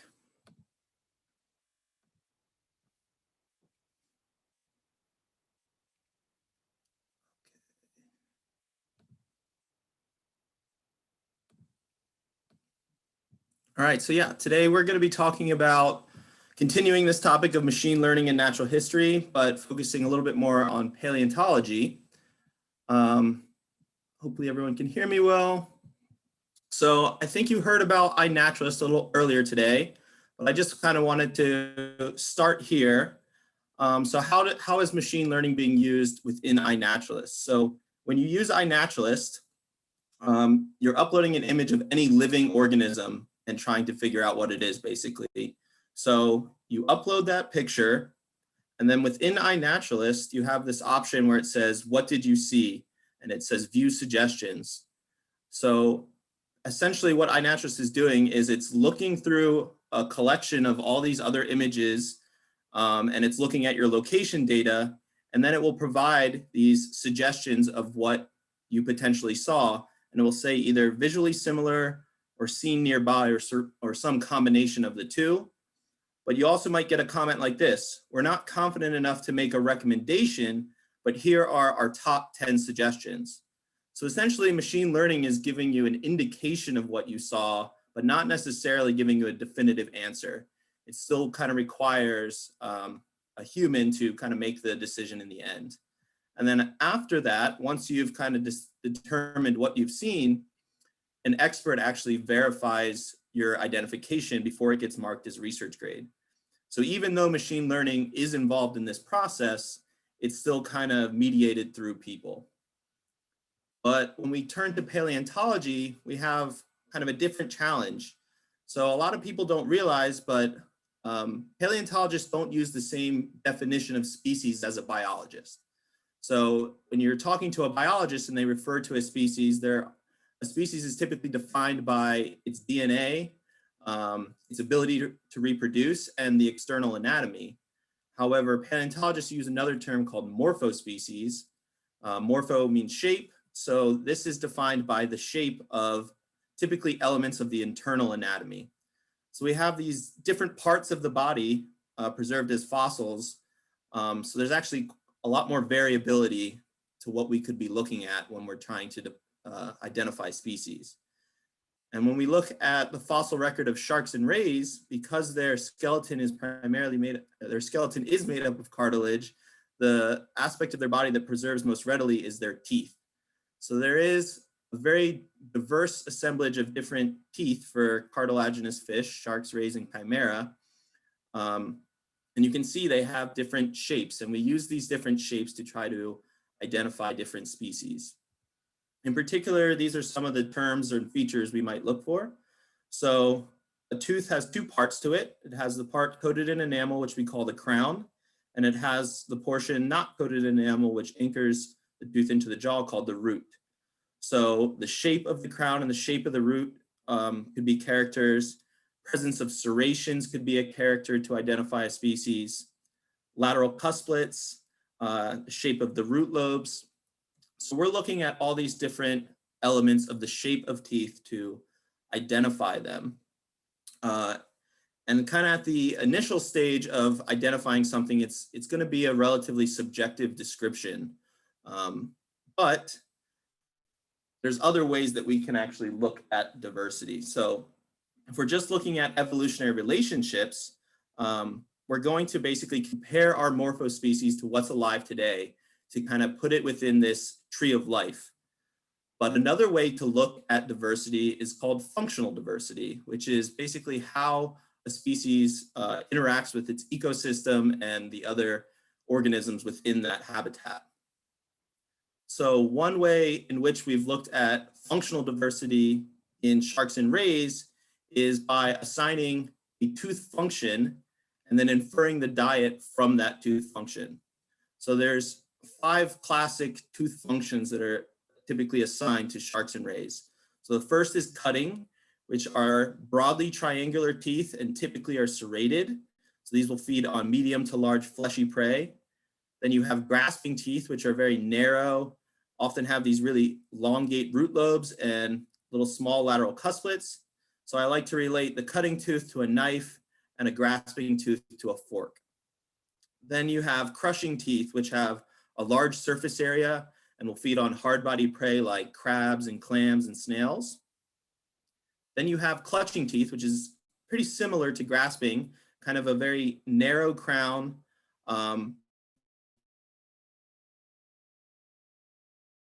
soft-bodied prey near the seafloor like shrimp and squid. And then the final group is called filter feeders, which have essentially reduced their teeth down to a really, really small size. And in some cases, they're almost functionless. In other cases, they're being used to kind of comb through microscopic prey. So what we're going to do today is we're going to look at a simple AI model to try to identify tooth function. And we're going to relate that to the evolution of Megalodon. So we're going to see if we can use a machine learning model to show us how Megalodon's tooth function has changed through time. So I'm going to pass it on to Bruce or Pasha go next? Bruce next to talk about my fossil. Thanks, Victor. Yeah, so I'm Bruce McFadden, and I'm one of the principal investigators along with Pasha Antoneko, who you heard this morning, with the Scientists in Every Florida School program. And I want to thank Brian and Stephanie, our K-12 coordinators, for organizing a lot of this program and having the great presentation so far. By training, I am not an AI expert. Okay, I am a paleontologist. I study fossils. My interests are primarily fossil horses and other kinds of animals that lived in Florida over the past several tens of millions of years. And some of my students, like Victor, are experts on fossil sharks.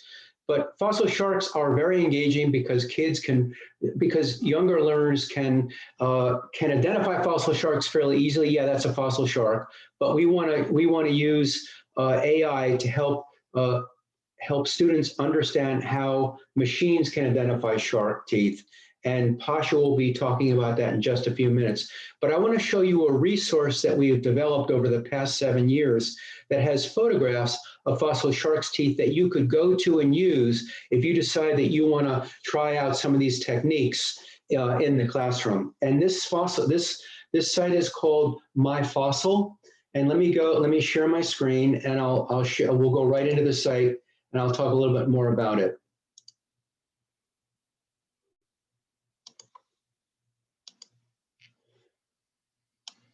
I just want to confirm, Brian, that you can see my browser okay? Yes, we see Google. Okay, and let's just see if I can get into. Okay, so the browser changes to the next page.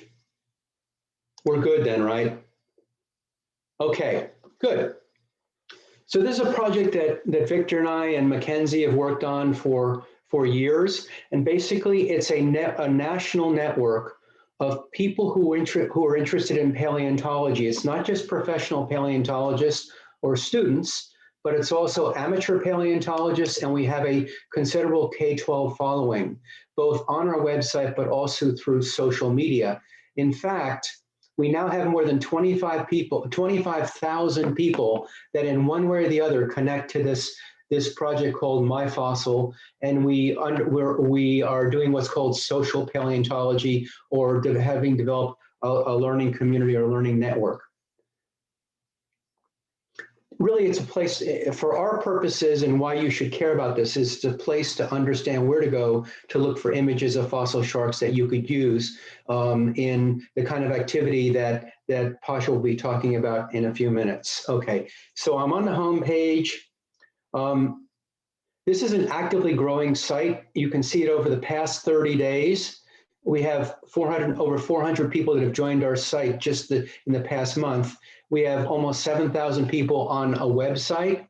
We have also an app called the MyFossil app, and then we have social media through Facebook, Twitter, Instagram, and YouTube. Okay, so let's see. The first thing I want to show you is that if you're interested, there are some resources for K-12, and they're actually lesson plans related to fossils and paleontology that are aligned to different standards. So this is an active resource for looking at teacher materials for instructional activities that relate to fossils and paleontology.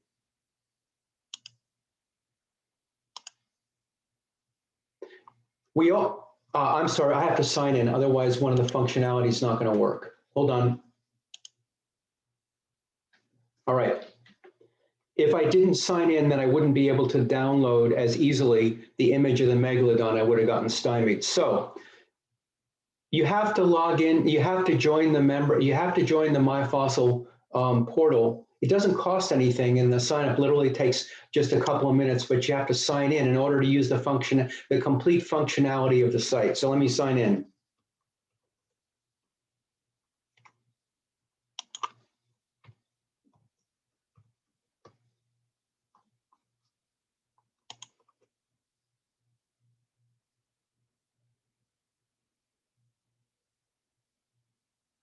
All right, so I showed you resources, the K-12 resources for educators. There's also a community page where you can join groups that are interest groups that might be related to what you're doing. And there are 80 groups, and some of them have over 1,000 members. Some have very few members. Some of these groups are active every day. Other groups are dormant. I want to show you one particular group that we had for a professional development training session 2 years ago. Actually 4 years ago, but it's been relatively inactive. It's Fossils for Teachers Professional Development. Stephanie was involved in that. Victor, you were involved in that as well, as I recall. And if there was interest among this group, we could develop an interest group, and then we could connect, as we're doing professional development with AI and fossils in other public schools in Florida. We could then develop a statewide network. But that's for you to tell us whether you're interested in doing that. The thing that I'm going to move to now is the e-museum, where we have images of fossils that you can use for instructional activities. So there are different components of this e-museum on this fossil portal, and one is fossil specimens that are uploaded by members of the community. So you go here, and if you go into the filter options, you need to scaffold the learning with a Linnaean hierarchy for your students. But once the students know what the Linnaean hierarchy is, and they know that the species epithet, or the species name for Megalodon, is literally Megalodon, and it's automated because I just used it before. You then can search and ask the question, in our database of fossil images here, how many of them are of Megalodon? There are 127 images of fossil Megalodon in this database. And I should tell you that the use of data, you already know this, but the use of databases is also integral to understanding how artificial intelligence works. And in fact, these images, like iNaturalist, many of them are classified as research grade, and they're sent to a global database called GBIF, and these are part of a total image database of more than 1.5 billion natural history specimens, including observations from iNaturalist. So that's a whole nother story, but let's focus here on how would you download an image of a Megalodon for an activity that you might do between now and May 22nd. Let's click on this. So this Megalodon tooth is museum number 5, MyFossil eMuseum number 54685, contributed by Sam Carroll from Palatka. And this is his image. And it's just a simple thing. You can view the photograph of the Megalodon, and you can download it to your desktop. You see how it's downloading to my desktop? So that's the image on my desktop, which you then could use to enter into the machine learning algorithm that Pasha is going to talk about in a couple of minutes. But anyway, let me exit my screen sharing and say that if you're interested, MyFossil is a really good resource for acquiring or downloading images. Also, if you have fossil collections yourselves, you can upload images to MyFossil, and you can have your students involved in uploading images. We have some schools that are actually doing this. And the other thing is that you should also care about this another reason why you should care about this is because many of the lesson plans that we've developed using fossils and paleontology are aligned to both NGSS and Florida State's standards as indicated in CPOMS. And you can then use fossils as a gateway for various types of STEM learning activities, not just science, but engineering and mathematics and technology and the nature of science as well. So there's a lot of content and things that you could use in MyFossil that would be a benefit for you in terms of your developing lesson plans and other activities. So with that, I'm going to pass it off. I'm finished, and I'm going to pass it off to Pasha to show you how machine learning can be used to identify fossil shark's teeth. Hey folks, so Pasha here. I will show you how to use a very simple tool developed by Google called Teachable Machine. It uses a JavaScript library that is very, very popular in the AI world called TensorFlow. And so you can use this tool pretty much on any computer with a browser that supports JavaScript, which is most browsers. Sometimes JavaScript is disabled in those browsers, especially at schools, but typically not, again, because a lot of websites use JavaScript. So anyway, this is a super easy tool. I was so impressed when I found it. It is, as they say, as easy as 1, 2, 3. So when you open the site and you scroll down, you will see tutorials, short video tutorials, and there is the 1, 2, 3, by the way. And the process essentially works: get your data and upload it to the site, right? And so data usually means a lot of pictures, images of what you want classified, right? Such as the megalodon teeth that Bruce just showed us from my fossil, right? So there was 130 of them there, 127, I think, on the my fossil community, and that would actually be enough to train a pretty good model using this website, using this tool. Second step is we will train the model, and the third step is we will export the model and kind of use it, show how we can use it. Pretty quick process. This tool can be used to train models that use images, train models that use sounds. For example, Nick's idea or Nick's research area looking at acoustics and birds, right? So you could upload bird songs and have the machine classify these bird songs. And it also does poses, which has a lot of implications, I think, for teaching like dance and stuff, but and just having fun generally, but I haven't exported myself. Here's some tutorials. Here are some examples. This was very cool. So there are some examples of projects made with this tool, and even are some lesson plans here, okay? AI and ethics, dancing with AI, and there is another lesson on AI and like societal impact. I think there probably are more lessons. But check it out when you have some time. I will show you how it works now. So very easy, like I said. We click get started, and we're going to start a new project. And so 3 boxes. Ours is going to be an image project. And we're essentially going to have the model classify the teeth that we show them, the shark teeth, as either cutting teeth or grasping teeth, right? So let's first, let's call this first model, class. It's the same model as different classes, right? Cutting, and we will call the second one grasping. And you can add more classes if you wanted to. Like, for example, when I was designing this activity, I was thinking it would be cool to also do crushing teeth, you know, because they're more like rectangular.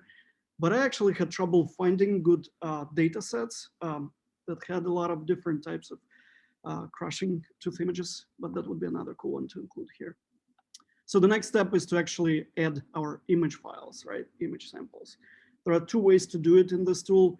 You can use the webcam, and then you essentially show things to your computer, and it's going to capture images of it. So that doesn't work very well for our project because we generally download a bunch of images and we use them, right?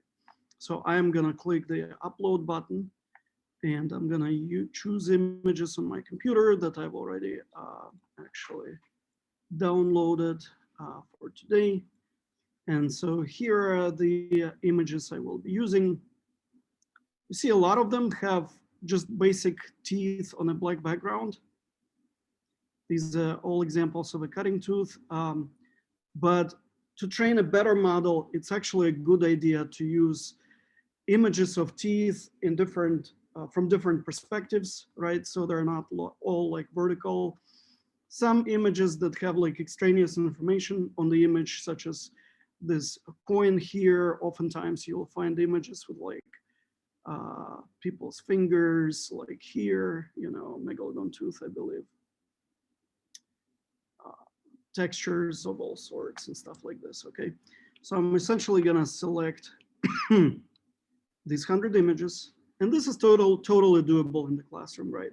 In fact, this could be a part of a cool project where you know, you can give students a couple of databases like MyFossil to examine and download, let's say each team downloads 15, 20 images for a total of 100 to 200 images. Generally, the more images and the more diverse these images, the better.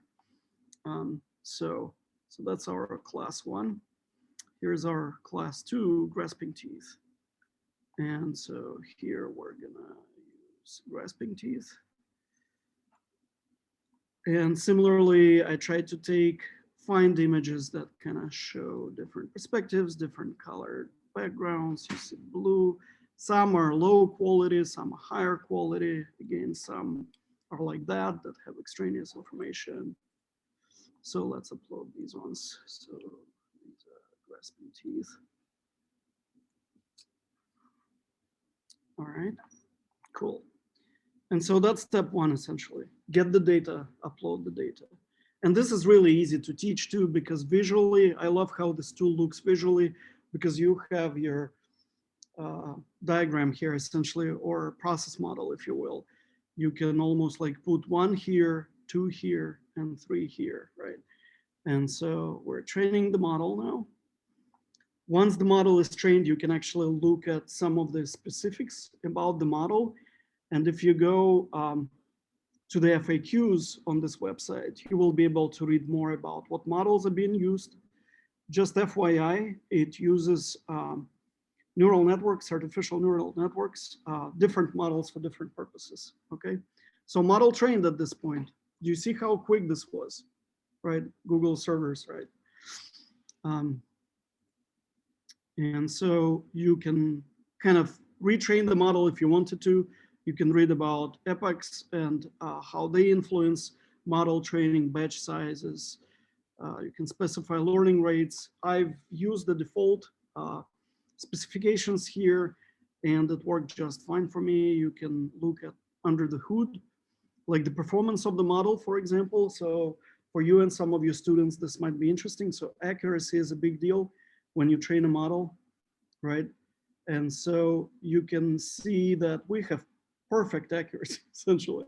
We have 100% accuracy based on this information here. And the nice thing is, again, there are explanations here that are pretty quick. You don't have to open new pages and stuff like that. Some of them are kind of difficult, but overall, you can even learn about confusion matrices and how they're used to discuss the quality of a model, of an AI model that you train, and kind of examine these graphs with your students, loss per epoch, accuracy per epoch, and stuff like this. So overall, very good model. If you remember, Nick told us that with image-based AI models, today, accuracy rates are at like 90, 95% level. We have 100% level here. So pretty good accuracy, okay? And so this is where the magic happens, right? Let's make some magic. So you can now test your model. We're in the preview, right? You can test your model. You can do it using your webcam, or you can upload a file. So I could upload one of the files that I have on my computer, right? Of cutting teeth and grasping teeth, and see how good, how well the model can actually classify them or recognize them. But I'm gonna use the webcam feature. So it's pretty cool. It's gonna happen in real time, you'll see. So I found an image of a grasping tooth here, right? And so it's gonna point my phone, and you see on the bottom there, under output, our model is 100% sure it's a grasping tooth. So good job. But obviously this image is kind of easy because it's black background. It's pretty good quality image. So let's try a more difficult one. And so here, let's use something like this, megalodon tooth. And we have like somebody's hand with a pretty cool chain on it, yeah, or whatever, bracelet. And so again, our model is 100% sure that this is a cutting tooth. So again, good job. Now, you can do the same, like I said, just by going into file and uploading files. And so you can feed the model a bunch of files, and it will tell you with percent accuracy that certain teeth are, definitely cutting teeth, certain teeth are grasping teeth, and with some teeth, there will be more of an uncertainty. And this is actually a good teachable moment, I think, to talk about uncertainty in science, anomalous data, and the whole notion of nature of science, right? Which is a huge deal in science content standards. And so really the last step here is exporting the model, right? And so what happens here is we see this pop-up, right? And before we can do much with everything we see here, it's a good idea to upload my model. So I'm gonna click on that. Basically what this does is it uploads this code, this model, to Google Cloud. And now you have a shareable link, right? So if I copy this link now, and I will actually do this, let me put this in chat. I can share it and people can start playing with this right now. Like you could use your phones now and see how well the model classifies the teeth you throw at it, okay? The other cool thing is this is where code comes into play, right? In this case, HTML, a little bit of CSS and JavaScript, right? But basically you could put a model like this, or you could have students put a model like this. So essentially this means this box here. They could take this box and integrate it on any web page that they design, right? They could put that JavaScript code in their HTML web page code. And let's say a course web page that you may have, or if a student is making some kind of e-portfolio, or a team about their project, they can actually embed this code. It's very easy to do. And then they can send their parents, community members, other teachers, other students, whatever, send them to that website and say, hey, let's do some, citizen science, community science, and let's identify some of the teeth or fossil shark teeth we found in the area, let's say in Flagler County, right? So pretty cool stuff. Like I said, you can see how easy it is to use. There is no coding involved, at least in this one. And a big benefit of this model, at least for me, is you can actually train a pretty accurate model with what's objectively is a pretty limited data size, data sample, right? Because we have 99 images in cutting and 101 images in grasping teeth. All right, so I'm gonna stop here, and I think Stephanie and Brian are gonna tell us what to do now, right? Sure. Pasha, I just wanted to ask you one more. This is something that kids could do on Chromebooks, right? They don't need a fancy computer or anything like that to. Yeah, I'm pretty sure they can do it on Chromebooks because this was designed by Google for Chrome primarily. And I mean, Chromebooks are all Google and Chrome, right? So, how about iPads? Yeah, exactly. I actually haven't tested it on a Chromebook, but I'm like 99% certain this is gonna work on a Chromebook. How about on iPads? I mean, obviously if it's web-based and all, it should work. Yeah. I know it works in Safari as long as JavaScript is enabled. It doesn't use Flash or any things that iPads don't like and tablets don't like, right? And so again, I'm pretty certain it's going to work on iPads if you have like the set. Another question I have, within your database, when you say you can share out your embedding code and then of course someone's in there, does it give them access to change anything in there, or are they just using the camera feature to be able to identify? Yeah, they can't really change the model, right? I don't think this tool allows you to kind of like share your model's code and have people contribute to it. But you could do something like this. You could have like community members potentially contribute shark teeth to the class, to your students. And then your students use this data to augment the model or improve it. Right? Yeah, I'm just thinking like students go out to the beach all the time. They have their parents' phone or whatever. You share the link and all of a sudden they're at the beach. They're doing it right there. They're not bringing anything back to the classroom. And all of a sudden now you've got database, going. Exactly. How about shells or something? Do you know? I mean, I'll look at fossil, but that would be something cool for shells. I know a lot of students, they don't really they call everything a shell. Yeah. Everything there, there are obviously differences. Yeah, so from the perspective of like pattern recognition, you could totally do interesting things with shells. From the perspective of like what types of shells there are there and what they are, I wouldn't help. And I think Bruce is about to say something. Well, iNaturalist would be good, Matthew, for modern shells on the beach. It's likely that they'll have a good database that would recognize those. For fossil shells, likely not, or less so. We would need to know we would need to develop a project where we would train the model with shells that we would predict they would find. But I would say for modern shells that are not fossilized, it's highly likely that iNaturalist could help them identify them. There may also be a separate app that I don't know of that would do, because various segments of natural history are developing their own apps for ID. There might be a shell identification app that they could use as well. But also think about the fact that it doesn't necessarily have to be a model that tells you what species of shell it is. I mean, it could just be a model that tells you, are you looking at like a snail versus a clam versus a oyster or something? You can make it a little broader just to make it a little more accessible. There's a reason we didn't try to create a model that identifies every single shark tooth before this, because that would take a lot more images and a lot more classification fields.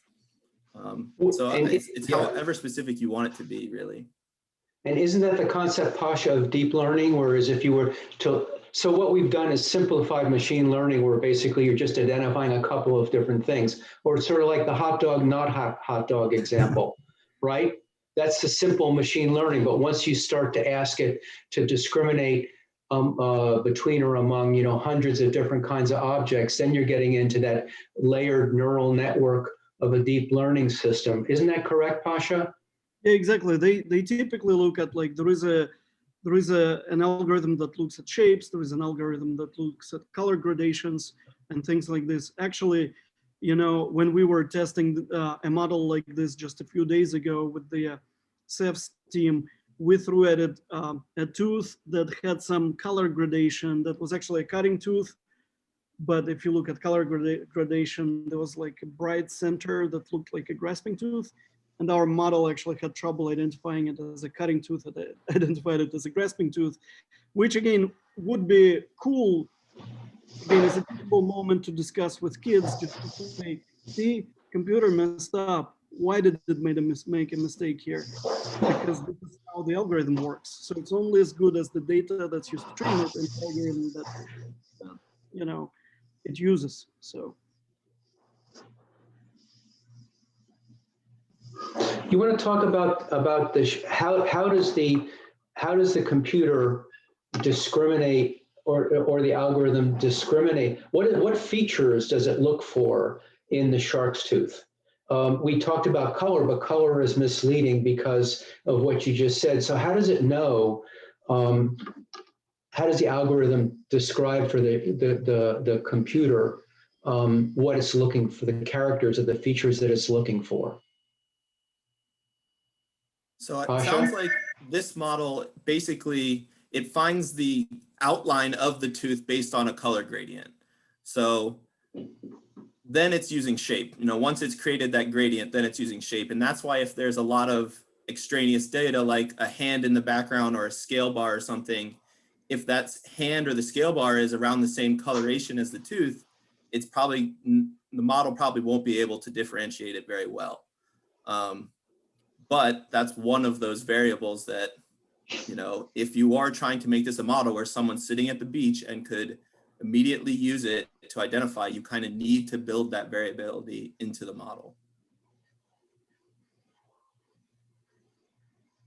You're muted, Pasha. Yeah. Thank you. I was going to build on what Victor just said. And actually, this particular website shows you how it does it. And so this is basically the morphology of it, if you will, is it defines landmark in an object and then looks for those types of features later on.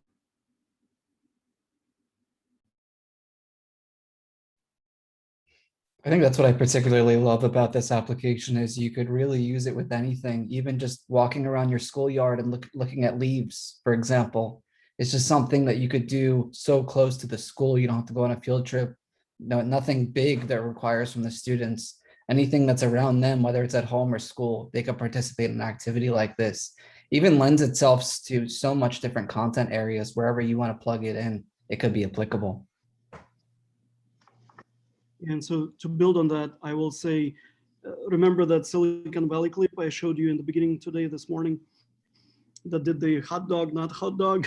You know, you could do like a learning progression with your students that's sort of similar. You could have them do, you know, what do you call them? A fern, not a fern, right? Based on a leaf. And then you could build on that and say, well, and now we're going to make the model more complex, right? And now instead of just saying fern, not fern, it's going to say, this is a fern, and this is this other type of plant, and this potentially this other type of plant, right? Family. And that actually takes us into our next activity pretty nicely. So I'm going to pause this right there. And there's one more that I want to show you. And then we're going to sort of go into breakout groups and sort of reflect and think about how you could use this in your classroom. This activity is more of like a plug and play. It's kind of developed for you. I think code.org did a really great job with it. I just want to quickly go through it. It may be beneficial potentially for some younger groups, younger teachers or older, just to get the idea across to them. I think it does a really nice job. So it starts with a 3-minute video, just these two women explaining a little bit about what is AI, what is machining, how does it work? And then from there, you start the application, and then students take on the role of the trainer. In this case, this is all about garbage dumped in oceans, pollutants, problems in oceans, marine science issues. So once you get to this phase, that first question, just like Pasha was talking about, is this framing question, is this a fish? That's the question. That's all they're training the activity to do at the beginning, training the machine to do. It's saying this is the AI machine, and we're trying to figure out what's a fish, what's not a fish. What should we be concerned about? What don't we have to be concerned about? It's essentially saying AI doesn't know, you have to train it. So here's how we're going to do that. We're going to go through these activities and identify fish or not fish. You just have to go through it. So I could do fish, fish, not fish. And I could go as long or as little as I want to. And as I'm going, it'll tell me facts about the ocean, inform students about environmental issues. So if I want to, I could stop right now and click continue. Or I could keep going and then train it more and more and more. But I'm going to stop right here. And if I keep going, it's going to realize that I didn't put that much data into this. And since there's not that much data into it, there's going to be problems. It doesn't really know. You could see some of it's correct. See, it's letting some pollutants in. Some of it's become problematic just because I trained a little bit, but I didn't train it enough to truly know what is a fish and what isn't a fish. So if I continue with it, here's it saying, based on your training, here's what the AI identified as a fish. So we still have some cans in there. We have apple cores, things that really shouldn't be in the ocean. So at this point, the students could reflect and they could go back and they could say, well, I have some issues. I have some garbage in the ocean. I'm going to go back and do more training because I realized that my AI machine wasn't trained enough to really know what a fish is and what a fish isn't. I'm going to keep going for the sake of just doing this quick demonstration for you. And then from there, it's basically saying, well, we've done fish or not fish, but there's possibilities that other things belong in the ocean besides fish. So just like Pasha was saying earlier, we could expand our parameters. And it's just quickly going based off of what we saw before. Again, we have a problem. We have a seahorse. It belongs in the ocean, but it's not a fish. So again, just like Victor and Pasha were saying earlier, we could go through and expand our parameters, and we go through a whole training process again. It's basically saying there are other things in the ocean. So we're going to go through and say, besides fish, what could possibly be in the ocean? And same deal as before. Let's pop up. It tells us a little bit about how marine issues are problematic for wildlife, creatures in the ocean. So I'm not going to go through the whole thing, but I just wanted to show you this as another possible option to just build off of with your students if you wanted to do something like this. I think they did a pretty great job building this out as just a really foundational, activity that students could do at a very basic level. So from there, I'm going to stop sharing this because, again, I think that's the foundation of it. However, if you have any questions for, Bruce, Pasha, Victor, myself about this activity, now would be a great time to do this. Moving forward, we're going to take a few minutes for questions. From there, like I said, we'll split up into really small groups, and then we can start brainstorming, if you're interested, how you would do this in your classroom. Otherwise, just reflecting on the day and thinking about what you learned today and the bigger implications of that and classroom connections of that. I guess the other thing is also think about what you might want to learn about in the second session on May 22nd would be appropriate. If we could get that feedback, then we'll optimize the second Saturday session for your own needs. I think what you showed, I hadn't seen this before, Brian, but I think it's really great because particularly for elementary or early learners, this is a whole lot better than, say, trying to deal with Linnaean hierarchy and Megalodon, but for high school, that's fine. So I think what we have here is something for everybody in terms of whether you're in elementary school all the way up to high school. At least that's what I thought. So I thought that was really cool. And thanks for sharing that with us. So yeah, questions or comments before we do breakout groups and then wrap things up.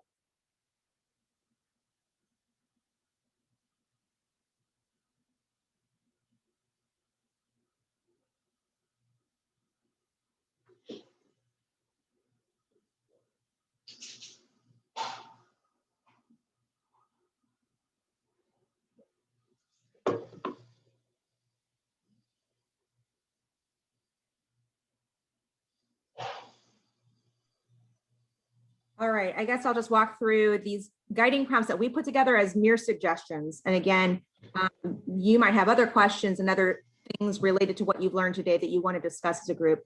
But Brian's going to work on putting everybody in breakout rooms. And again, some of the suggestions that we've come up with as a primer, if you will, are how might you connect today's concepts to your classroom? What existing lessons are you doing within your classrooms that you could see weaving AI concepts into? Maybe extension activities. And then as a final question we've thrown on here, how do you think your students might react to learning about AI? So as those breakout rooms are being set up, these are questions we'll stick in the chat box. And again, you can use them to be your guide or talk amongst yourselves with other questions you've generated on your own throughout the day. So Brian, I'm gonna grab those questions and stick them in chat as soon as, will that follow them? Actually, yeah, if it's in the chat before they go. Wonderful. Let me just get them in there real quick. Well, I sorted people based off of things like what school you're from and things like that. However, if you'd like to be in a different group with someone else, feel free to let me know and I'll move you over. So with that being said, I'm going to go ahead and open up the groups.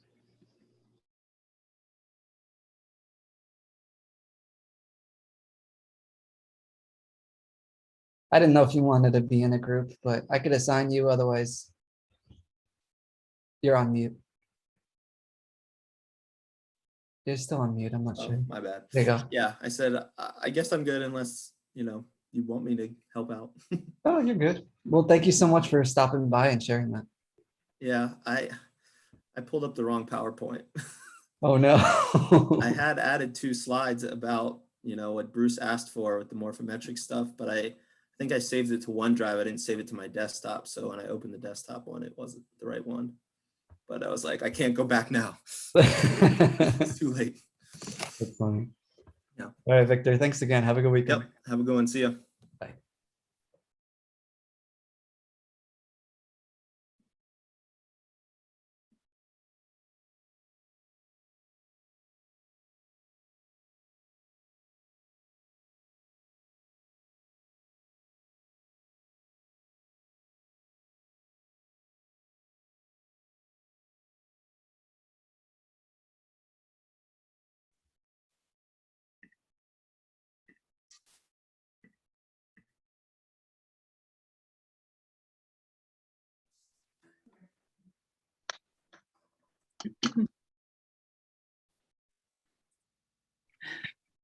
Oh, it's just us. They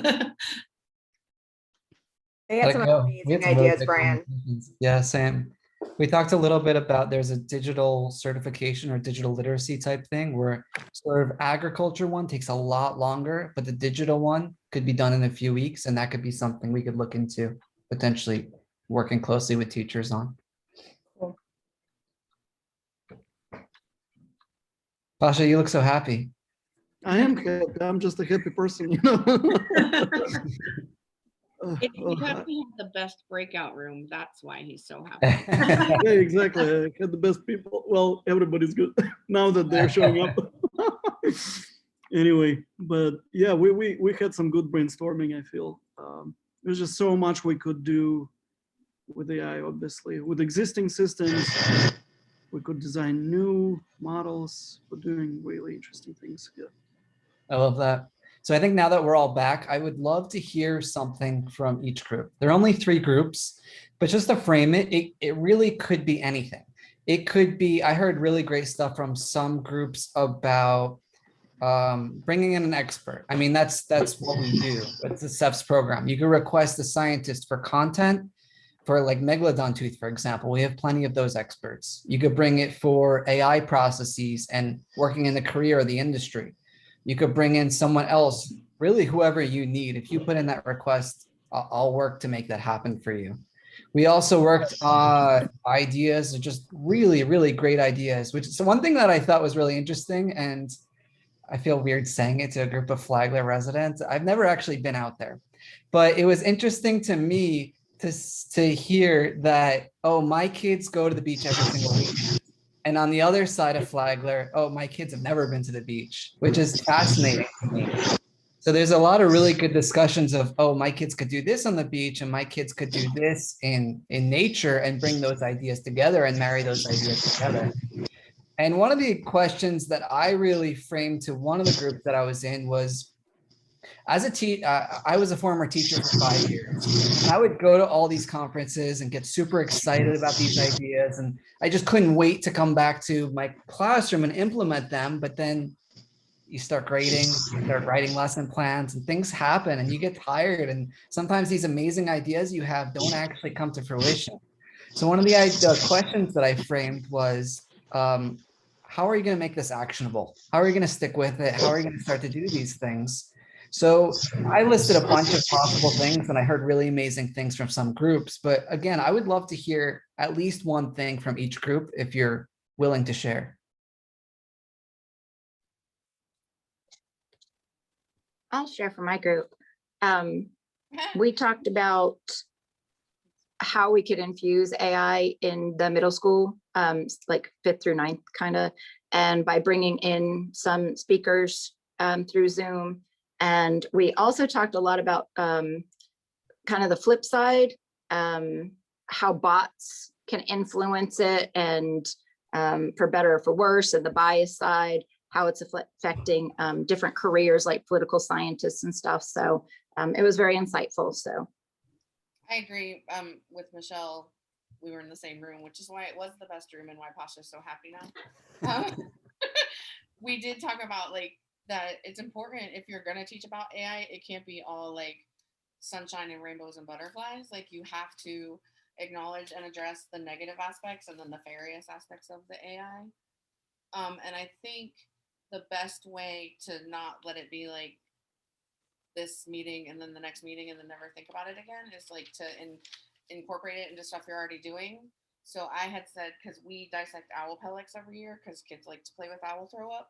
And it would be really great, kind of like the shark tooth identifier. Sorry, Saturday brain, don't blame me. The kids could, even though they have their menus with what bone is what, it would be cool to incorporate the AI by, instead of trying to figure that out on their own, they can then match it against when they take a picture of it. And it might be on iNaturalist. Michelle was saying the different bones of the rodents and birds and things that are inside the owl pellets for the kids to identify. Like that would just be a really easy way to incorporate it into something I'm already doing.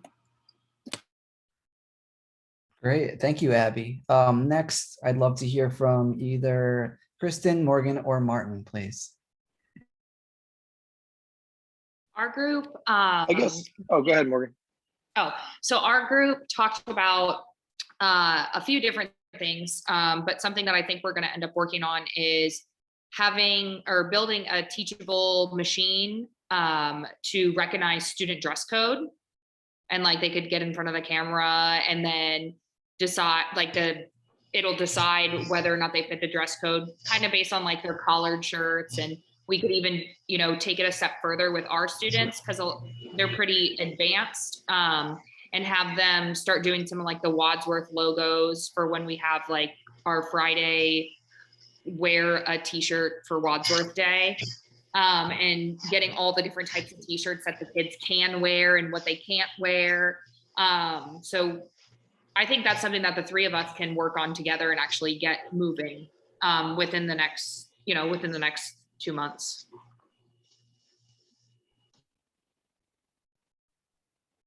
Martin, did you want to add something, or that summed it up? No, I mean, that summed it up. Yeah, definitely. We were thinking about a project like that. The only other thing that we did talk about, you know, it was kind of related to that, but not really. It kind of branched off of that. Is, you know, the whole AI idea was in my brain. Like, I'm thinking about how can I have AI help me as a teacher, and wouldn't it be awesome if the resources that we collect, like the resources now, like if I started making my own database, which right now I have a Google Drive, tons of stuff in it, but if as I was talking, it picked up on what I was talking about and literally started popping up buttons of options of here, play this video, here's another resource, here's a PDF, here's like from my own database, you know, the machine knows what I'm teaching, knows what I need. And because from year to year to year, when I'm teaching, like sometimes I forget things that I've done in previous years or whatever. And it almost is like an assistant teacher in the room. You know, that's another thing that I don't know. That's where I go. I guess I'm thinking the Jarvis type AI where it's like supporting me and pushing me and guiding me, and you know, and it's created from a database that we can all contribute to. I don't know exactly how that would work, but that's another one that that's the dress code one was like, hey, we can make that work right now. I think it's a real good, simple, straightforward one, but down the line, I'd love to hear somebody work on something like that where it assists you as a teacher. Like you literally can, like I got it from when we were watching everybody put in their, login for their website and this and that, like something that automatically does that. Like I'm talking about this program and it's automatically going to pull it up for me because what else, that's what I'm teaching. That's great. That's funny. I worked at a school that had uniforms and I would just love if the kids got angry at the computer instead of me. That would be make my life so much easier. Well, we talked about the kids could try to fool the computer. That would be like a challenge. Can you fool the computer? How close can you get to the dress code? Not where the computer wouldn't, I don't know. That was kind of a fun little thing too. Yeah, exactly. Gaming the system through is like interesting research on this, on how kids love to game the system, to try to break something, hack into something, right? So the challenge for us is to leverage that, right, when we teach. And so to kind of build on what you said, Martin, there's really interesting projects now. I don't know how close they're to completion. They're generally called teacher dashboards that use AI and predictive modeling to look at basically a classroom, like a bunch of kids in your class and whether they're staying engaged or not and things like that. But yeah.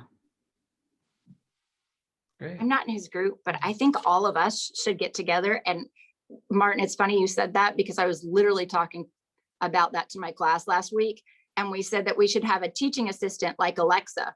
And the teacher could just call out and be like, Alexa, what is, and not necessarily an answer to a question like they have now, but specifically made for teachers and their data and stuff like that. So let's all become millionaires and just create it. That's funny. Yeah, Pasha, correct me if I'm wrong, but some of the research that I've been reading on recently is about how teachers utilize those types of AI systems in their classroom. For example, Alexa, pick a name of a student to call on or something, or Alexa, set a timer for this. Now that I say it, I'm wondering how many of your Alexas just went off from me saying that. But Yeah, there is quite a bit of research on how teachers use AI systems to facilitate their classroom and make that aspect of their life a little bit easier. Yeah, but exactly, when we think about making these technologies classroom ready, like really classroom ready, where they're co-designed by teachers, you know, with teacher needs and student needs in mind, a lot of potential for interesting projects and grant writing and things like that.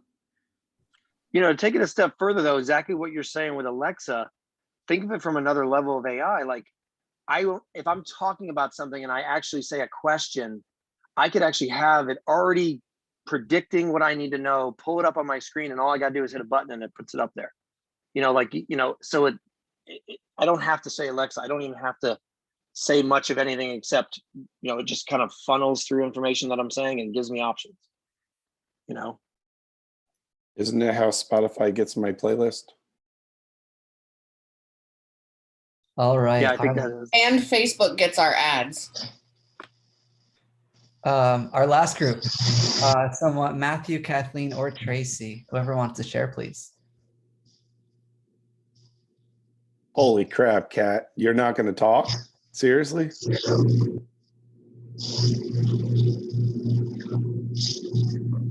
We were just talking that Pasha, his Shark Tooth thing would just be 100% easy for us to implement. We're the closest school to be. Our concept is learning science. We could totally teach the AI concept with that and have it already for us to go. And then we can talk about all the drawbacks and all the possibilities. And then if we can get the embedding, I mean, we have kids go to the beach all the time and they're always finding shark teeth, and you know, and they could just go ahead and do it right then and there. And a second grade kindergarten kid, when he knows what it is already, and then it's confirmed what it is, forget it. That's gold. That's what those kids live for. Awesome. Anyone else want to add anything? Well, just what I heard, the takeaway from my group, I was in, Matt and Kat and Tracy's group, is that they want to make sure that during our second PD on May 22nd, that we appeal to all grade levels as we did today. It's important for us to do that. And we also talked, Matt, at the end about the possibility of spread as an extension of having the kids do a very rudimentary spreadsheet so they understand what the structure of a database, even if they construct their own, whether it's the color of clothes in their closet or the kinds of fossils they find on the beach, it doesn't matter. They have to understand what a database is in order to understand how you access big data. So that would be sort of something down the road that they could do with shark's teeth, for example. So we talked about that right at the end of our discussion. We had a very good discussion. The other thing that we're offering to all of you is that if any of you want scientists in the classroom, you have only to ask us and fill out one of those forms. And Brian said, put it in the chat, but that's what we do. That's why we exist, is to make sure that we extend our science into the classroom for you. So please, it's part of what we do, and we would love to hear from you some more. Yeah, you will requesting classrooms is what allows me to keep my job. So keep them coming. I'll say to that really quick, because I know we're wrapping up. If any of you haven't done it, like every single one we've done has been amazing. Like every presenter they're so kid friendly. Every time I'm just amazed at how good it's been, and their presentation. Like I said, they just know how to talk to kids, even like as low as like first grade we've done. Yeah, it's amazing. So definitely sign up. Thank you. Love that testimonial. All right. So as you said, we're starting to wrap up for today.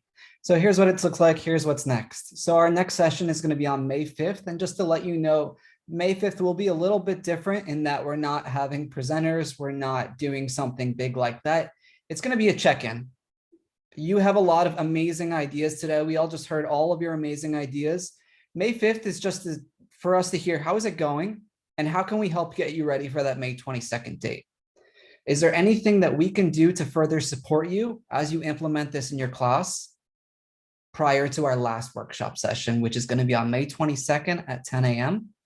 As Bruce was saying, that one is going to be more similar to today, May 22nd. We're going to hear more speakers. We're going to hear more examples of how AI is used in science, how it's used to solve problems. Additionally, if any of you are implementing this in their classroom, which it sounds like most or all of you will, that will be a time for us to reflect, hear about what you did in your classroom. You could bring student pictures as long as it's okay by parents and schools and things like that. We encourage you to bring pictures. We encourage you to bring testimonials, student work, things like that. All the stuff that, as long as there's no student name or identifying stuff, we encourage you to bring all of that stuff. We encourage you to share all of that information. How did it go? If you were to do it again, what would you do differently? So we'll have a bunch of reflections and share out opportunities on that lesson itself. Also, another next step would be that stipend paperwork. I encourage you to try to get that done as soon as you can. But again, feel free to reach out to Elise with any questions that you have. She'll be happy to help you in any way that she can. Some of that stuff, I just encourage you to go back, have that slideshow up as you're going through the process. It's going to be super helpful. Some of you may not realize what issues come up until you actually do it. And that's why it's great to reach out to Elise when needed. Like I said, for the supplements, the expectation will be to implement some AI, something in your classroom. It could be a whole lesson, could be focused on that where we bring in an AI expert. Could be an aspect of a lesson that you already have, and that may be easier just to start to integrate something and something you already have, makes it more actionable, makes it easier to just move forward and do it, as opposed to leaving and then forgetting some of the stuff that you heard today.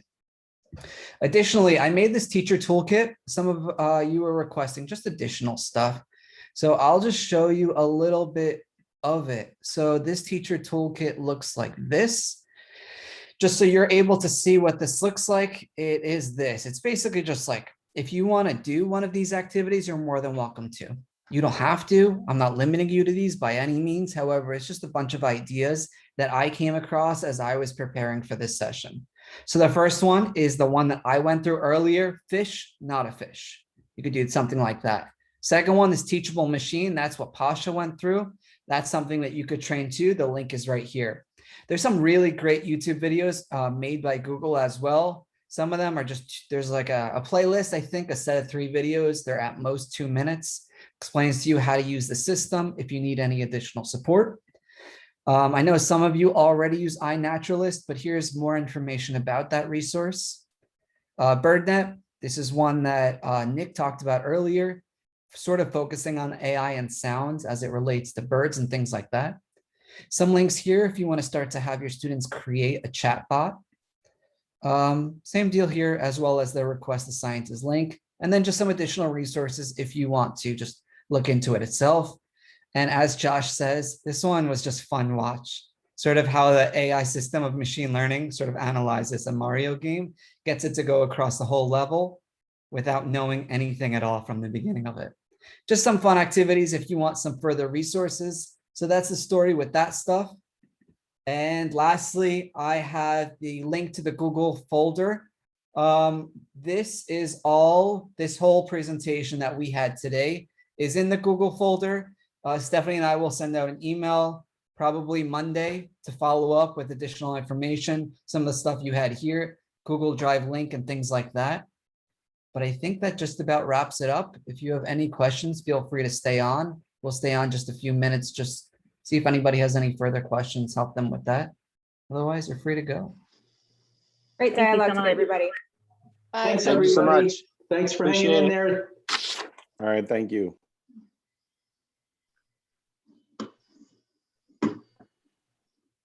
Have a great day. You too. Thank you. Yeah, our pleasure. All right. All right. That was really successful.